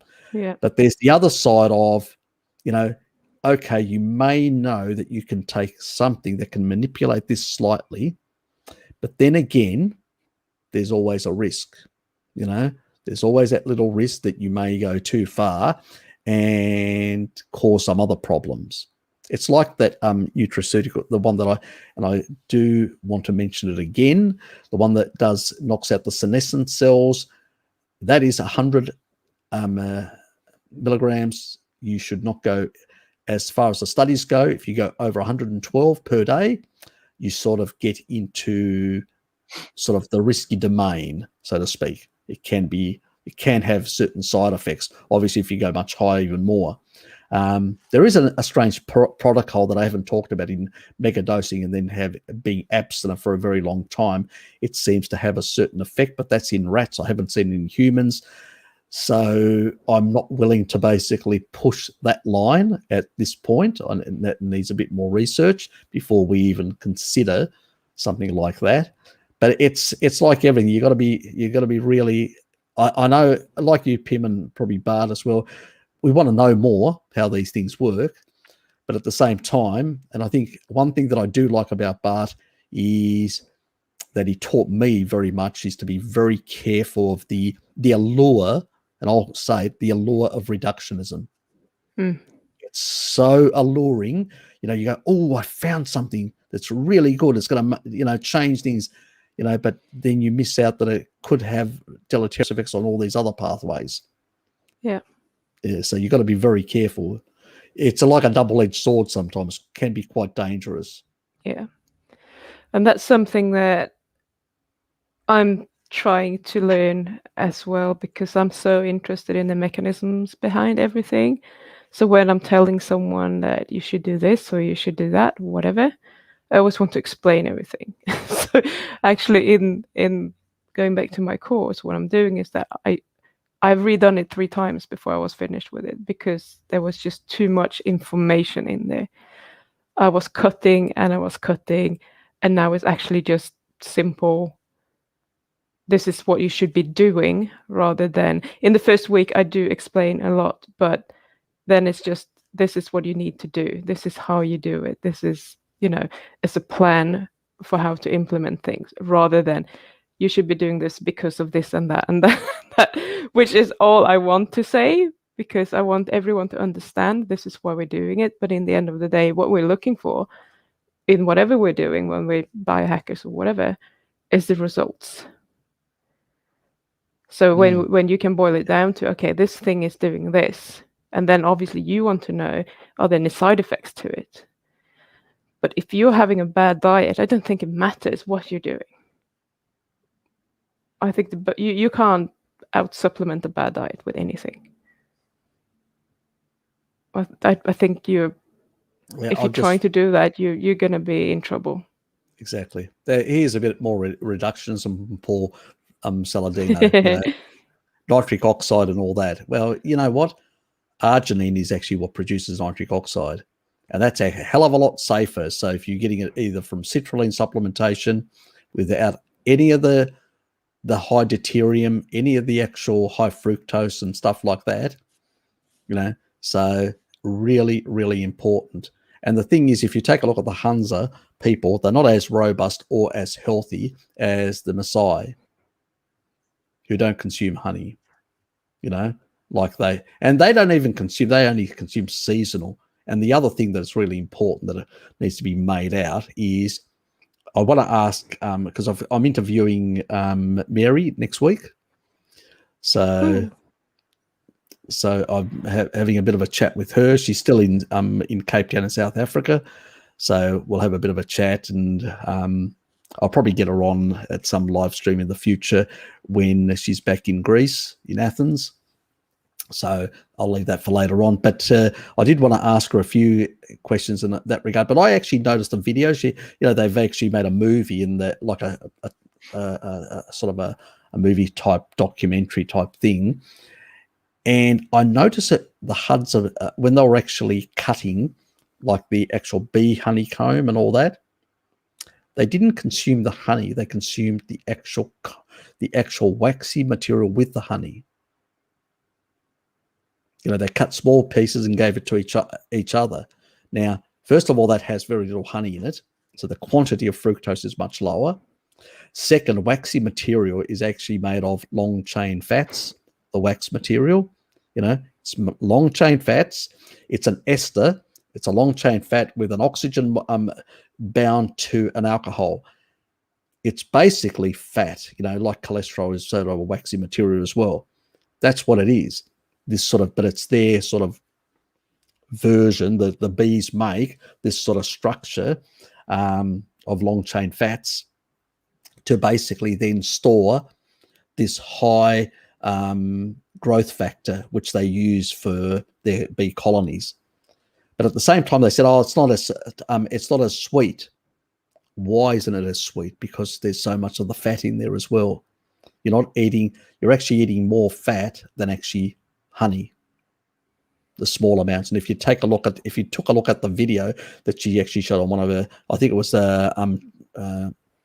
True Food Lies or whatever, somebody told me that she had actually done something there as well, not only on Bart's. And I actually went and checked that out as well. And she actually showed a bit of the video clip with a guy that she actually went over there with. And they actually showed, and actually Salad Boy, he didn't even stay for very long. They had a bit of a chat with him, and he actually left early and got back to America to talk his honey crap up and all that sort of stuff. But the reality is what they saw was that, they were, first of all, not consuming as much, and they were consuming it in they actually videotaped the actual honeycomb thing. So they were basically consuming very little of this wild honey, and it wasn't even that sweet.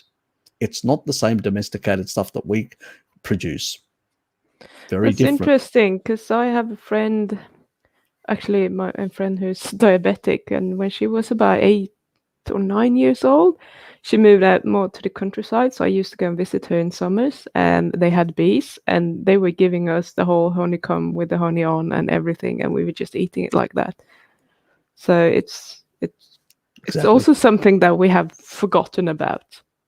You do more traditions. So it's like, this is what you do when you have bees.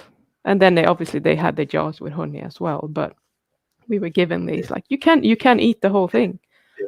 And but tribal people did not basically, they were just opportunistic. They found honey, sort of a beehive. They basically would light up a fire. They actually showed it, lighting up a fire and actually smoking them out. Yeah.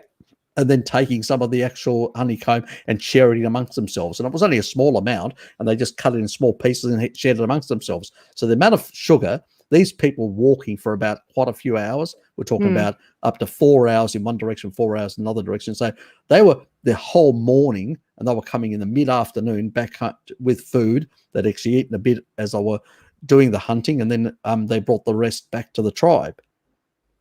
So, and it was basically and they're all going to animal be foods. so insulin sensitive. Their muscles Exactly. are just going to soak it up straight away. They're not going to have a Precisely. problem from doing that every now Exactly. and then. But they're not Exactly. doing 100 grams of honey every day. Nope. Precisely. And that is what I noticed and all that. And I'm going, very interesting. There's a tradition. There's where you're accessing a few calories here and there, and it is very much, it's as they say, the old saying, the devil is in the detail. And in this case, it's basically, that little video clip basically exposed Honey Boy, exposed him for basically the sort of charlatan that he is, that he misrepresents the data and information. He's not a true scientist because, and this is the problem we've had with a lot of nutritionists. See, Mary is a true scientist. She's really a good person. That's what I found, that don't worry, Shell, good to see you here. Hi, Shell. And basically as a person, she's basically, she wants to know, like you and me and Bart, we want to know how do these things work? Why do they work like this? What is actually happening and all that. Don't worry, that's okay. Good to see you here anyway. Always appreciate your support as well. Thank you for a lot of the stuff you do for me as well. Getting some of the good messages out there. Yes. And that's the thing, people that are basically quite fit, healthy, doing a lot of exercise and all that, probably can, take a bit of this sort of stuff. But the majority of people that are carnivorous tend to also be a bit more sedentary, got office jobs. They're not out there like young people or middle-aged people with plenty of free time and money to basically have their own gym or whatever to do all these sort of things. And most people basically just live their life from paycheck to paycheck. They don't have the time for all this sort of stuff and nuance. The last thing they need is some medical doctor telling them guzzle down 100 grams of sugar. In the winter, you're in the winter. These people are in an environment where they're being exposed for multiple hours through the midday summer. They are midday persistent hunters. They are out there exposed to UV radiation, deuterium depleting. That's another point that that Salad Boy seems to forget. One, the deuterium depleting, so they're actually eliminating that per hour. I think that for the average person, it's a rough thing. It's about 19 parts per million you can deplete on average per hour. Okay, so that's the depletion rate. If you're in North America and it's wintry, well, you're not going to deplete bugger all. It's just not enough UV to basically do the job. So it's very low in that regard through the winter months. So as a consequence, you're not going to get really much of an effect. So that means you're going to be putting a certain level of burden on your body to deplete that. That's when you can start getting into health problems. So this is the things that these people sort of, again, it's all reductionism. They say, they're doing it. Oh, we can do 100 grams. Where's the problem? First of all, they're being deuterium depleted. Second of all, they're actually consuming it with a lot of waxy long chain fats. Third, they're consuming small amounts. And, the next one, they're actually doing massive amounts of movement where they're depleting glycogen. So, yeah, there is an absolute difference between the two. Yeah, and a lot of people forget to mention all of the details around everything. So I'm sure Salad Boy is doing fine, and his blood sugar is going down to normal levels after he's eaten his honey. But then he does exercise a lot, and it doesn't mean that that is the healthiest thing that he could do just because he can handle it for now, I say, because I'm not sure that it's sustainable for forever. Yeah, well, Gil's been dealt with, slapped down by Bart. He's an idiot. I won't even bother with that question. Just have to see what, ancestral foods. Yeah, exactly. A lot of this is sort of hybridized foods that we've actually created in the modern world. Yeah. You know, if you look at even a watermelon, it's not that big. It fits in your palm. That's how the African watermelon actually sat in your palm. That's how small it was. It's a and very waterberry. fibrous. It was a waterberry, exactly. And they turned it from a waterberry into this massive monstrosity. In the old days, it was seasonal. I remember in Greece as a youngster in the 70s and early 80s, the farmers market, the farmers used to bring in, because I lived in a small city on the west coast, which was very rural based. And we'd have all these farmers coming in with their watermelons, and they'd go around with trucks with watermelons and calling out, so much per kilo or whatever. And you'd go down there and grab a whole watermelon, then run back home to cut it up and try and get and I always try to pig out on the heart, the most sweetest part.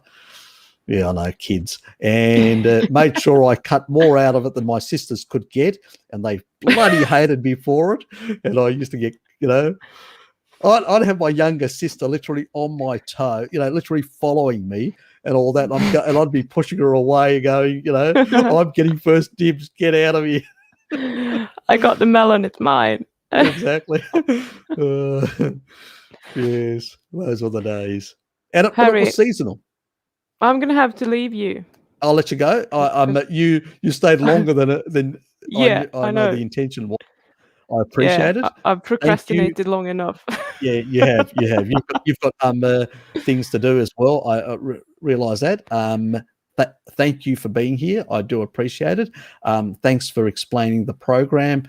Guys, please get over there and sub to Pim's. Get your relatives up to date with it as well.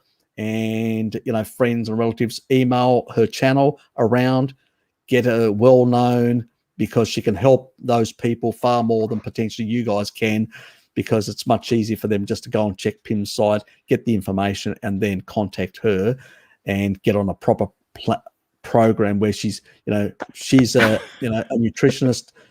She's qualified in the area. She knows how to basically how to set out a program and how to interact with these people to probably guide them. Because there's always, when you're changing things, there's going to be pitfalls for people. They need somebody to properly guide them, and Pim's the person. So please support her, and please support your families as well, because she's a wealth of knowledge. When it comes to diabetes, she's got a great program, and you guys need to support it and make it all happen. Thank you, Pim, for coming here today. Well, thank you for the invite. I know you've invited me a few times, but I've been so bloody busy with trying to get this done, and I was like, God, he's on to me again. Okay, I will come over then. Yeah, I had to pester you a couple of times to get you on. That's true. I said I'll stay 30 minutes, but I knew it was going to be more. It's always more. It always will. With Harry, it's always more. You should know that. Yes. Yeah, yes. That's why I've been avoiding you. I was like, I don't have time for 2 hours. So I will be back hopefully when everything's kind of calmed down. I'm sort of finished with the program. I have a lot of other things I'm trying to put together, but obviously the goal is that I'm going to be able to have a little bit more spare time, and then I will be happy to come back again, because I haven't been live streaming forever. Thank you, Shell. And thank you, everyone. And Figo, I'm glad you found Harry through me. Hooray! Someone found you that way. Yeah. Yes. And so it was great to be here with you guys. I know we didn't answer a lot of questions, but I think I saw some anyway. So if you have other questions and they are diabetes related, just come on any of my videos and make a comment there, and I'll try to get back to you, or I'll make a video about it. Exactly. It's as easy as that. There you go. Now you're motivated Awesome. to do something. Absolutely. Thanks, Richard. Okay, so Yep. I'm gonna go and do some gardening. I think there's a lot to do out there. Oh, so Snip you found me through Mary. Oh, nice. Oh, cool. Yeah. Awesome. I'm gonna watch your interview with Mary when you've done it. I think you two are match in heaven. Yeah. Yeah. Look, the thing is, I tend to look into all the little nooks and crannies, so to speak. That's what I like, because general stuff, everybody can talk about general stuff, but it's all those little nuanced things that make the difference and all that. And I do want to get some also clarification on some of those things that I brought up about the waxy material and all that, and how much and stuff like that. Quantify things and stuff like that clearly, because she's one of those people that the reason why, I mean, she was a vegetarian in the past, and the reason why she wanted to find out is how things work. She went to Greece, saw Ikaria, and saw all these old people eating sort of things and going, we're all told that exactly, pork belly at the middle of lunch, this old fella, and these people eating things that they were told they didn't eat, because that's what the studies, and she realized how bogus the studies were, how they deliberately leave out certain foods and things, so people, how culturally people don't understand that when we say meat, we mean beef in Greece, because it translates like that. It does not translate. Yeah, it's Greek is funny in that way. Meat only means beef, nothing else. So pork, lamb, so you don't eat goat, meat. and all that. You don't say you eat. You actually say you eat that animal. When you say kareas, the word kareas, which means which means meat, translates purely as meat. Actually means because it comes from Anyway, I won't go into it, but it basically translates like that. And the problem is, Greeks use that word to mean beef and only beef. Right. Where the consumption of beef is quite low in most of Greece, it's only high in Macedonia, in Thessaly, parts of Thessaly, and also an island, Evia, which is to the northeast of Athens. That's it. That's where the most cattle in Greece. The rest of Greece is goat, lamb, pork, chicken, but primarily goat, lamb, and pork. So when you actually say to people, in Greece, they say, I don't eat a lot of meat. They mean they don't eat a lot of beef. And that's where the confusion is. Yeah. Exactly. Her partner's Greek, and she learnt these things from her partner, and then she realized, there's a cultural element that we're missing. Yeah. And that's the problem again. When you go to these tribal societies. I've never understood it, because I've grown up in like a suburb to Stockholm, and we had like 3 Greek kids in every class. To me, it's just like Greek people eat a lot of meat. I don't know what they're talking about. I have no clue exactly where that came from, but that kind of explains it. It's just weird. I mean, you see how we'll make these spits on we grill, like spits we've got outside our homes as well, where we're making spit lambs and all this sort of stuff, cucurezzi and all these organ meats and stuff like that. That's what we eat a lot. Yeah, a lot of this sort of stuff, dairy and meat and stuff like that. And when people say, "Oh, you don't," I go, "Huh? You're making me hungry." Are you trying to tell me what my ancestors or what I ate when I was in the 70s and 80s in Greece? I know exactly what people eat. I mean, the way I ate in the 70s and 80s, most people in Athens don't eat like that anymore, unfortunately, in the tourist areas. But in the rural areas, in the mountainous areas and stuff like that, they still do. Yeah. They still eat in that traditional way, and it's a meat-heavy diet. Meat and dairy-heavy diet, to be more precise.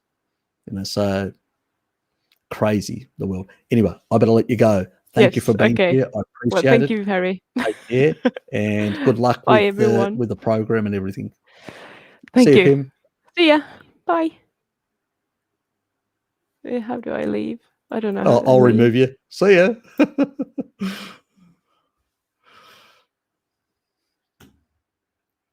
Anyway, guys, let's move on. Ah, yes, sure. A lady after my own heart. I'm moving to Greece now. Don't go to the tourist areas. Go to the rural areas. The tourist areas is full of, well, they're not that bad compared to a supermarket in. You can still go, like even in Athens, to a farmer's market, or even like an actual, like what is called a meat market. So you go through a meat market and it's just one butcher after another with all different. So they would have butchered that animal early in the day, and you will have everything, organ meats, whatever you want, any part, brains, it's just wall to wall, every single part of the animal. Nothing is thrown out in Greece. Even to this day, nothing is thrown out. And you'll see these old people turn up, grab a couple of sheep heads, and cut some of the organ meats and and take a bit of meat. It's a very combo thing that they do. So yeah, it's a very different. Well, unfortunately, the younger people are still eating a lot of. They'll go to the fast food joints and eat a lot of the souvlaki, the gyros with a lot of potatoes in them and stuff like that. Potatoes have sort of become like a scourge in Greece. They never were there in the past, but now potatoes are everywhere. They even put them in the gyro or with souvlaki, stuff like that, where in the past that wasn't the case. So it's one of those foreign introductions that's come into.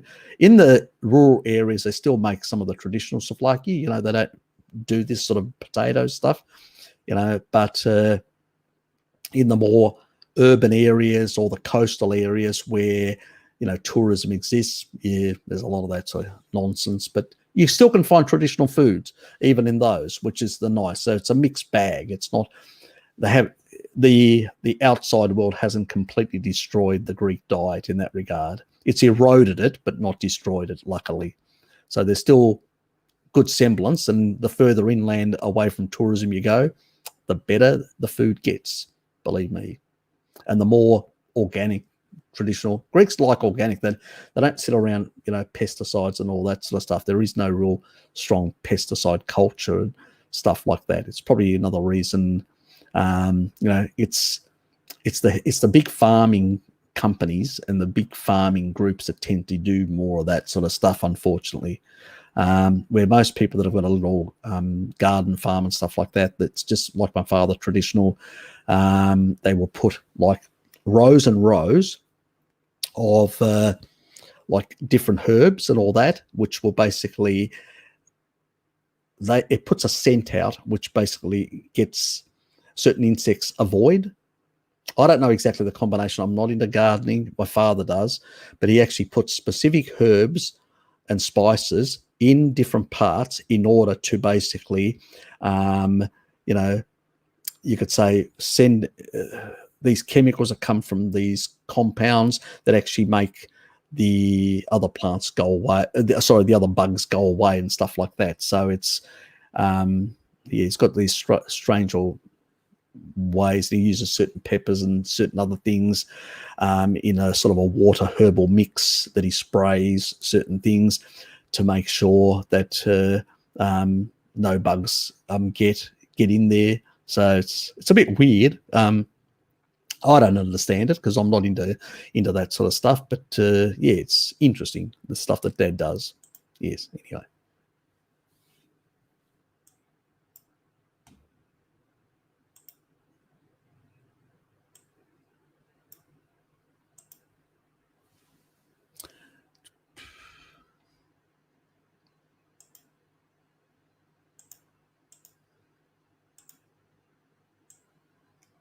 Yeah, she's great and great value, and she's doing it. Look, she's doing a fantastic job in that regard with this, and you guys really need to support her because it's really good stuff that she's doing.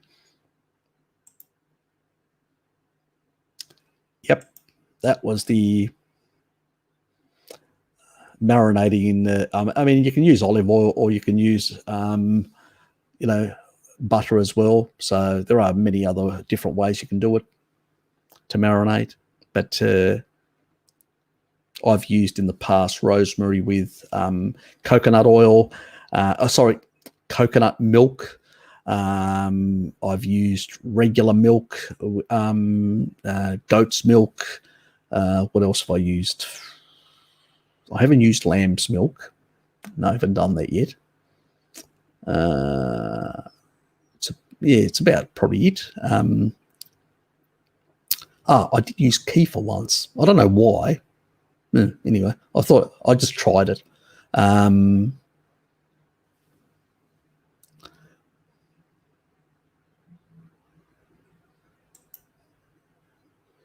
But Pim was probably right when she actually mentioned about how the sort of she can sense the different bacterial and different strains. And I think that's what, when I did use kefir, it was sort of the lactobacillus and some of the other ones. Then it's that I go, I'm not going to try this again. It wasn't the best way of marinating, I found, but I just wanted to try it, out of curiosity more than anything, because it's not. Your genes transcript and determine it. It's all genetically determined. It's only when it's oxidized, mate, that's the only time you have to be worried about. When it's oxidized or highly glycated, that pericellular matrix, the outer coating, it's got these little hairline structures. If they basically are too much sugar molecules stick on there, they can't maintain a very good negative charge. So they bounce off the endothelial layers and don't stick. So when you actually have too much glycation, too much sugary things, what will happen is they will basically be damaged. Same thing with seed oils. When you incorporate seed oils into the LDL, what they will do is they will cause lipid peroxidation, oxidation, and aldehydes, and they will damage those. And eventually this derangement is part of that general inflammatory process that actually causes these diseases. Prior to that, for millions and millions of years, there was no real cardiovascular disease. If you go up to the early 20th century, before seed oils existed, you could still get things like diabetes and stuff like that or whatever, but cardiovascular disease was more or less unknown. Well, there were rheumatic fever and there were a number of other conditions that actually caused cardiovascular issues, but they were due to pathogens, they were due to other conditions, not the this arterial calcification, this dysregulation of endothelial cells. I mean, that came as a consequence of seed oils. Now it constitutes about 40% of most people's diet. That's why they are getting sick. And there were mechanistic studies. I've talked about them in past stuff. I'm not going to go into it now. That's a long discussion, but I've actually shown mechanistic studies in the past. I think it was one of my chats with Bart. And I'll probably have to do a refresher on that. There's a 1983 and a 1984 study that actually shows definitively how lipid peroxidation happens in the LDL due to seed oils. They knew it back then.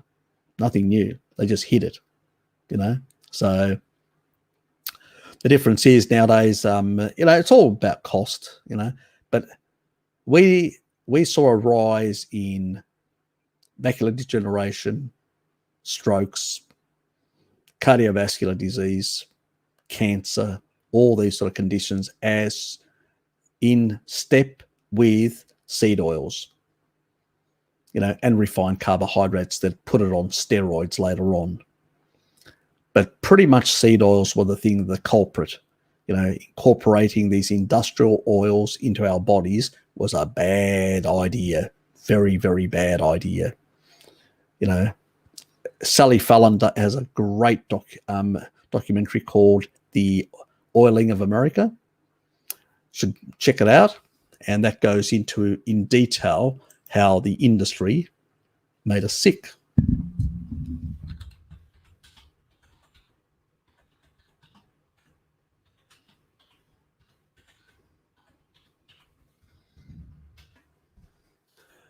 Let me just find that one.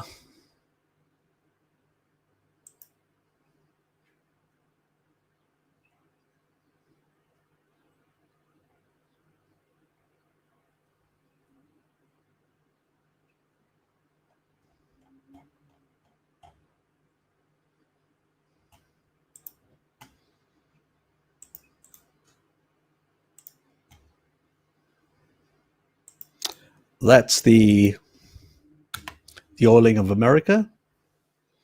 I've just put it in the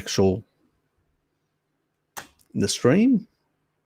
That's Sally Fallon. And that was about on the 2nd of September 2011.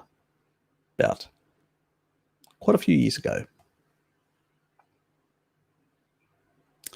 And I would already was about, what was it about? The time I actually saw it, not in September, I actually saw it around in the new year.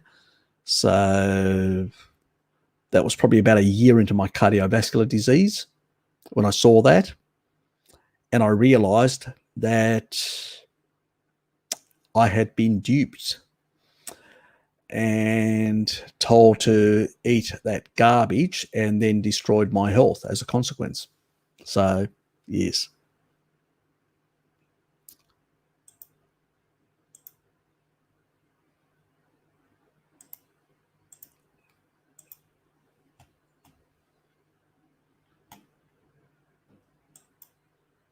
So that's it there. Basically, the oiling of America. And that's Sally Fallon from the Western A. Price Foundation. So that's a real good intro for anyone that basically wants to find out more about how our food supply was tainted and how we got very sick. So do check it out.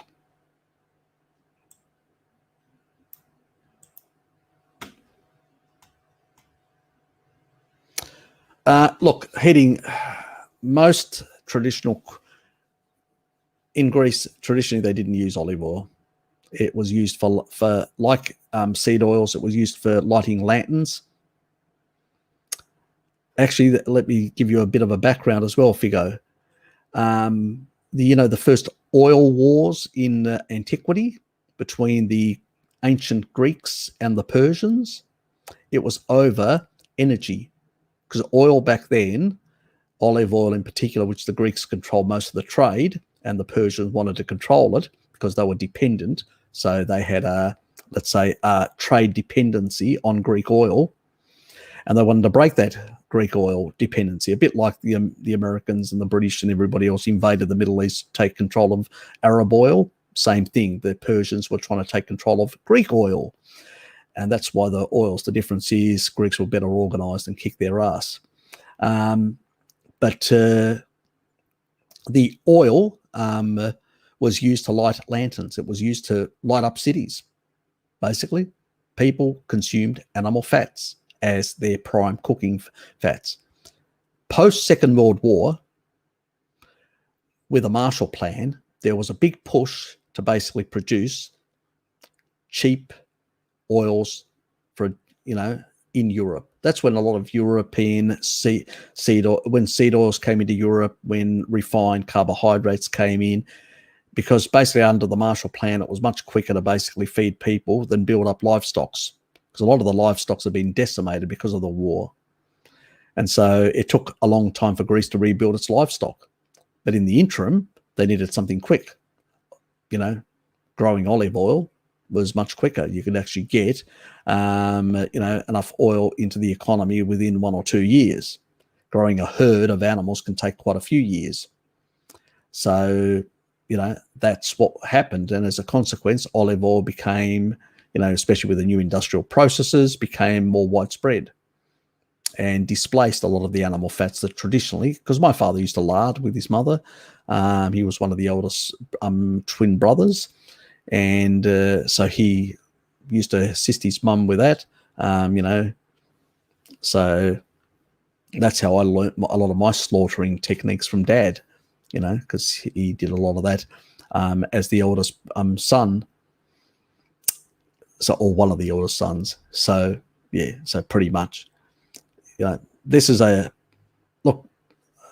cold pressed extra virgin olive oil is probably going to be less egregious or problematic. So, yeah, it can be an issue. Anyway.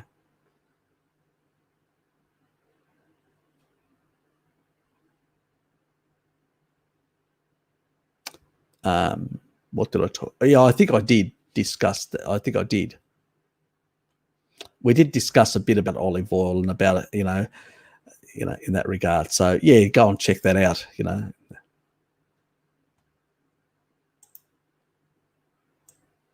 There's nothing wrong with asking. That's yes, exactly, precisely. But I think that that the sort of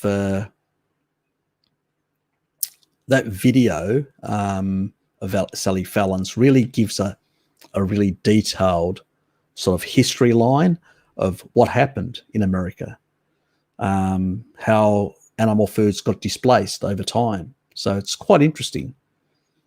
I think it can help a lot of people have insights. And I think that's where I got the cookbook as well. Remember the cookbook that the Baptist Women's Association, of which part of the can't remember. And she talks about that, and she talks about how animal fats were basically an avenue, and there are very little oils. I mean, I think there's only one mention about oils in the actual entire cookbook, and there is one mention of like salads and stuff like that, because it's very much a seasonal thing, very hard to transport and maintain without refrigeration in that time. I mean, the only thing you used to have is basically ice blocks. So you would have ice blocks that would basically be cut. You would break the ice over fish or seafood or meats that had already been, basically salted heavily to basically prevent them from going off. And that's how basically, things were, kept bacteria down, keep them with ice. And that's why those sort of animal foods were the most, widely available for most of our history, for the simple reason that it's much easier to, in that sort of environment where you don't have, sort of mass electrification or refrigeration like we have today. Today we don't need to, most of our salt comes from processed foods. It doesn't come from real foods. In the old days, people would preserve with salt. I mean, even tribal societies use salt to preserve certain meats and stuff like that, and cured and create. I mean, Mary discusses that, and I'll get into some of that as well in that regard. The Maasai don't use salt, and the reason they don't use salt is quite simple. It's not because they're averse to salt. They get plenty of sodium from blood. So, you don't need it. If you're getting plenty of sodium from blood, not required. They put blood in all their milk, so they get shitloads of salt. So why do they need to salt their meat? Since they're having 3 days, dairy with plenty of sodium from the blood, 1 day isn't going to really be especially now that I've actually found out that there is a 7-day sodium cycle in the body. And this was actually discovered very recently with experiments on astronauts, or people that are being trained to go to Mars. So they needed to find out exactly what are and we know now it usually goes through a stage. And it sort of explains why some days you really feel like more salt, and other days you feel like, I've had too much salt. So once you realize that, you will actually learn your own salt cycle. G'day, Sky. You did it wrongs in the house. Good to see you here. Yeah, so that's a sort of it's interesting in that regard. Cherry gold. Oh, look, they're actually better than cherry gold. There's a lot of different now. There's a lot of different stuff out there. I mean, Tasmania has really good butters down here. New Zealand has really good butters as well. So there's a lot of different places, even in parts of North America and in Canada, there are actually some areas that have got good butter as well. Some places in North America, I know, have raw butter as well, so no pasteurization whatsoever. There are people now producing raw ghee as well. So there's a lot of choices out there, and I would say to people, check it all out. Don't just stick to one brand. I mean, there's the problem with Cherry Gold I've heard recently is that they're just overwhelmed with too much demand, and it's sometimes very easy to cut corners. Now, I've heard that. I don't know, and I can't confirm it. So, but that's all I'll say about that, because I don't know enough. I've just heard it on the grapevine. It could be right. It could be wrong. Don't know. But there are cheaper options and good options in different places. So, I used to look, I for a period did buy it, and then I realized I could actually get New Zealand butter, which was grass-fed, grass-finished and all that, because that's all it is. And it was basically cheaper. So I said, I'd switch to it.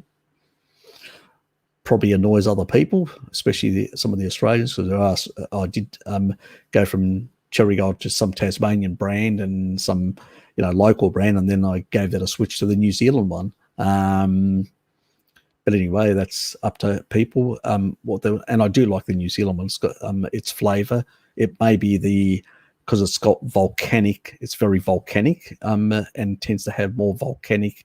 So it may be the animals that are consuming these soils, which are mineral rich in this sort of volcanic environment that New Zealand is. It's very much that it may, be more beneficial, and so it's cheaper and more beneficial in terms of its micronutrient content potentially.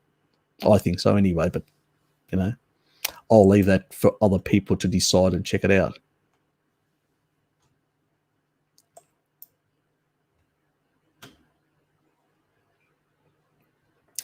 Yeah, look, there's plenty of butters around, and at the end of the day, just try different ones and see what you like. So that's the thing. It's really just trying. Basically all milk in both from cows, from all animals in Greece is A2. The Maasai, A2. The subcontinent of India, A2.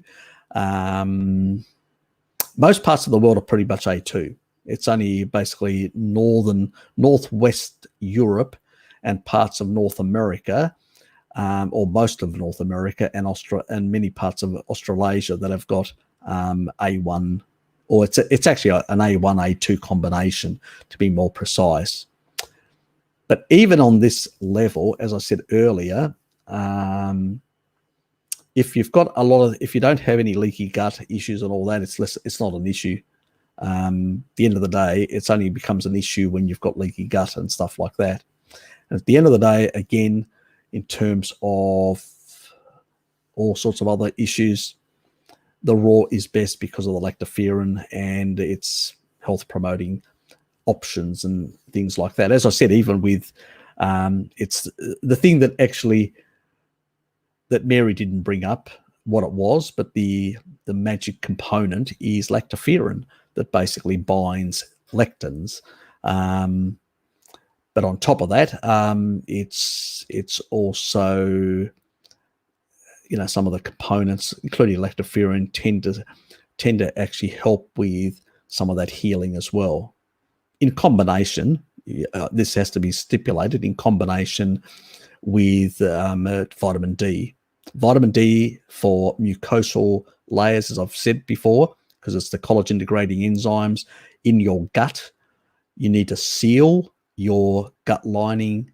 It's collagen based, your gut lining. You need to have enough protein, but also you need to have enough vitamin D to basically help do the job, because vitamin D is used in too many places, unfortunately. And we are indoor dwellers nowadays, not as our ancestors were. Even in Europe, people were outdoors all year round. My old man's outdoors all year round, and his vitamin D status is always good because he's all year round in the garden. He's constantly outside. He doesn't stay, it's very hard. You'd have to tie him to stay indoors. You turn up, TV's off. He'll just turn it on in the morning to watch his Greek news, and then turn it off, and that's it for the day. He'll basically hardly watch any TV, So, and he'll sit basically at his desk there in the evening, and basically sit there and basically read some of his books, or do some of his scribbles, or do some of his basically, if it's close to Saturday, he'll probably be working on his Tatsalotto ticket, and that's about it. So it's not that complicated, but it suits him, and he's happy with that. See you, Trouble.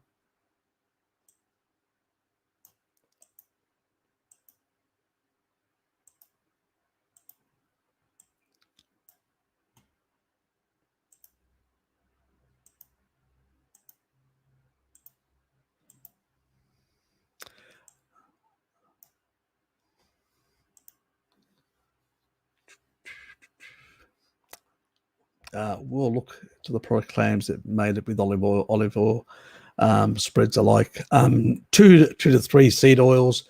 Yeah, one. Yeah, exactly. Yeah, they're pretty bad. And even the oils that they put in mayonnaise is seed oil based primarily. You can never trust anything. I usually say create your own. The recipe's online if you want to make. It's, yeah, too damn risky.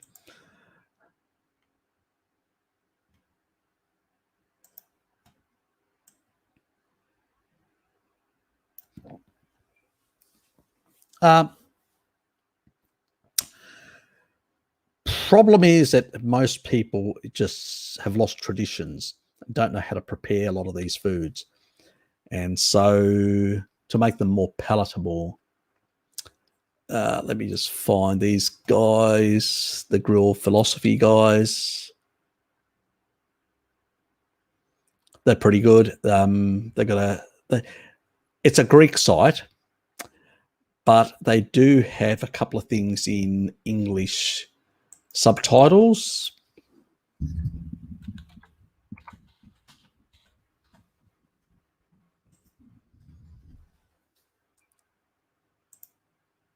This is with Greek subtitles. And this is sort of an organ meat combo. So I'll just stick that. And you can go and check it. I've shown it before, Joan. And I hope I've pronounced your name right.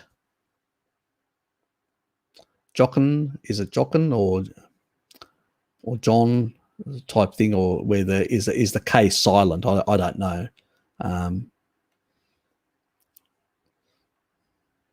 But pretty much that is a traditional way of actually combining different organ meats and making them together in a really nice way. Does he have friganella, which is a liver-based one?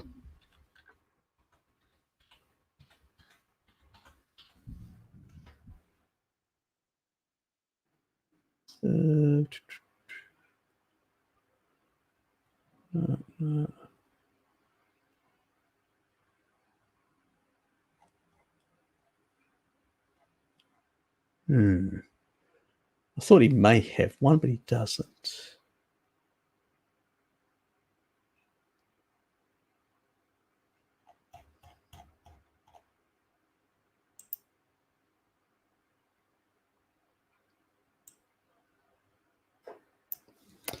Probably haven't spelled it right. No.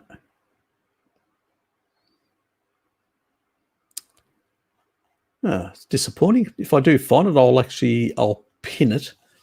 I'll pin it on there. But there's another one where it's just a sort of liver, rosemary, marinated and cut into small pieces, put on a skewer and just cooked over coal. Really nice in that regard. I'm just going to cruise through these, get to the end. Good to see you here, Sky.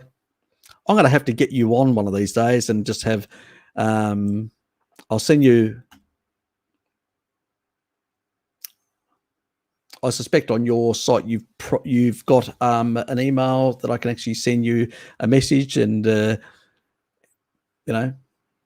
I'll actually send you tonight one because you're in the UK, and I've got the Eurasian one. And if you're interested in coming on, I'll send you a link to it in that regard. I'm going to wrap this up, guys, because I have to be elsewhere, and it's nearly 1 o'clock. I do appreciate everybody being here. Next time, hopefully, we can get through a few more questions and stuff like that. Shell's got to head to bed. I've got to head somewhere else.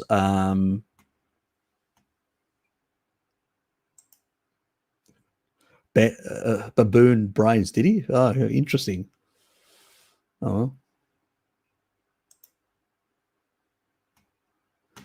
I think they may have.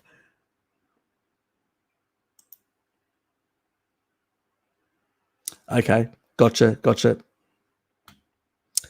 I can do that. I'll send something through tonight, and if you've got some free time, because it'll be tomorrow morning for you, so get some good rest, and come on, have a bit of a chat, maybe a few humorous moments as well. So, is that with the Hudsons? Okay.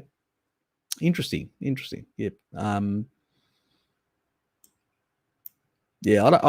That's another thing that I wanted to ask Mary about the Maasai, the Hudsons, like details about things that they eat. I'm really interested in the details. Get a really good profile, because the problem is a lot of the stuff that gets done is very scant here and there. Yeah, you're welcome, mate. Yeah, not a problem. I hope I pronounced your name right. I do apologize if I didn't, but it can sort of help to sort of clear up a lot of things. And it sort of it also helped me understand. I learned something as well, which is basically the combination of dairy, a large amounts of dairy with a large amounts of meat. So now I know to sort of vary that a bit, because even traditionally, a lot of the actual where you could combine a lot of dairy would be in terms of cheeses with meat, things like that, not milk. Milk, you sort of combined it sort of separately or in the evening. So you would have had a lunch meal, you would have digested most of that, and in the evening you would have had a glass of milk or something like that, or a child in the morning. So yeah, so it is in that nuanced way, and it's these little pearls of wisdom of traditions of people that can really help us, understand things much better. So anyway, I'm out of here. Thanks, guys, for being here. I appreciate it. Tonight's program will be a bit longer, probably about 3 hours. This one's been a bit shorter. I have to be somewhere else, so I gotta go. And with my North American friends and and some of the people that are doing the late shift in the British Isles. I will see some of you people tomorrow, your time, and North American people, I will see you next week. I'm going to try and get 1 or 2 other videos out this week as well on a few things. I'll keep that a surprise. And there's probably one that I've been meaning to do for some time, about some of the nonsense out there, just to clear certain things up. The other one is one that I've intended, but I'm not going to give anything away. You'll have to wait until I do them. And yes, you know me, I've always got an angle on things, so there's always going to be something new. Thank you. Yep. Yeah, it's that one isn't. It was basically, I was intending to do a series of multiple videos that actually went into cancer and actually showed all these different pathways and all that. But then, Shell approached me and said, look, I've got a friend that's really sick and all that. Can you basically reverse the order? So I decided to do the protocol first and leave the science later, because the science actually worked out it would take, this was a rough guess, it would take about 19, maybe 21 hours to go through every, and that was going through not really heavily. Heavily, it'd probably even take longer, but, you know, just scanting through the research and covering all the different pathways and all the different information, you know, that are affected and how you can buy, you know. So what I did was I sort of just gave you a sort of a general thing. I didn't go heavily into the deuterium side either. I didn't go heavily into the actual senescence side either. I still need to do a thing on senescence cells, how to get rid of them, stuff like that. There's that sort of stuff. Do not go over the one dose, that 100 milligrams. Not a good thing on a regular basis. I am looking at the protocol where we're doing it over 2 days in high doses and then dropping it off, which was done on the rats. I think there may be some stuff that may have been done. There's a reference there, but I haven't actually looked into it. And there may be something similar with certain people, but I need to basically, you know, check it out and be certain, because being too reductionist can be, yeah, definitely. Thank you. Take care as well. Yeah, so it's basically you got to be really careful with some of this sort of stuff, because, as I said, the allure of reductionism is very alluring to all of us. You know, we will all want. We've grown up with a magic pill. Have this pill and it will save everything. It will transform your life. And it's a very dangerous thing, because in high doses things, or in too low doses, you know, some sort of substance, or it interacts in a certain way, it can have other deleterious effects and side effects and stuff like that. So fix one problem and then create a new one. And this is what a lot of the, you know, the MDs, you know, the big pharma does.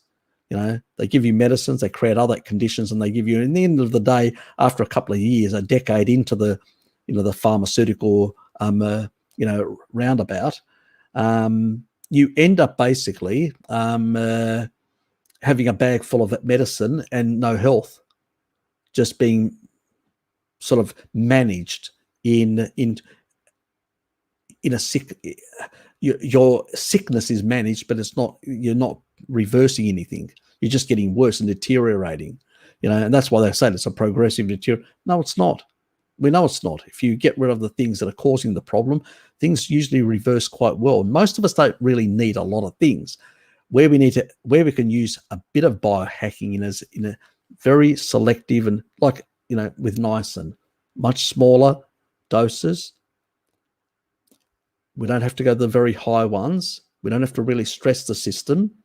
And we need to be very smart and go, I'm not going to push NAD hard, but I'm going to get rid of some of the senescent cells, which will naturally bring the CD38 down to more youthful levels, which means then naturally the NAD levels are going to go up. And it means when I do give myself slightly higher, you know, that extra supplement above the food, but not too high, I'm going to get the benefit, the full benefit, as a young person would get.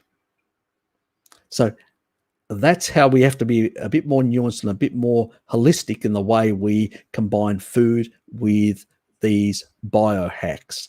And we have to temper back our sort of exuberance and our temptation to basically fall into that reductionist trap and, you know, and think, oh, more is better. No, it's not.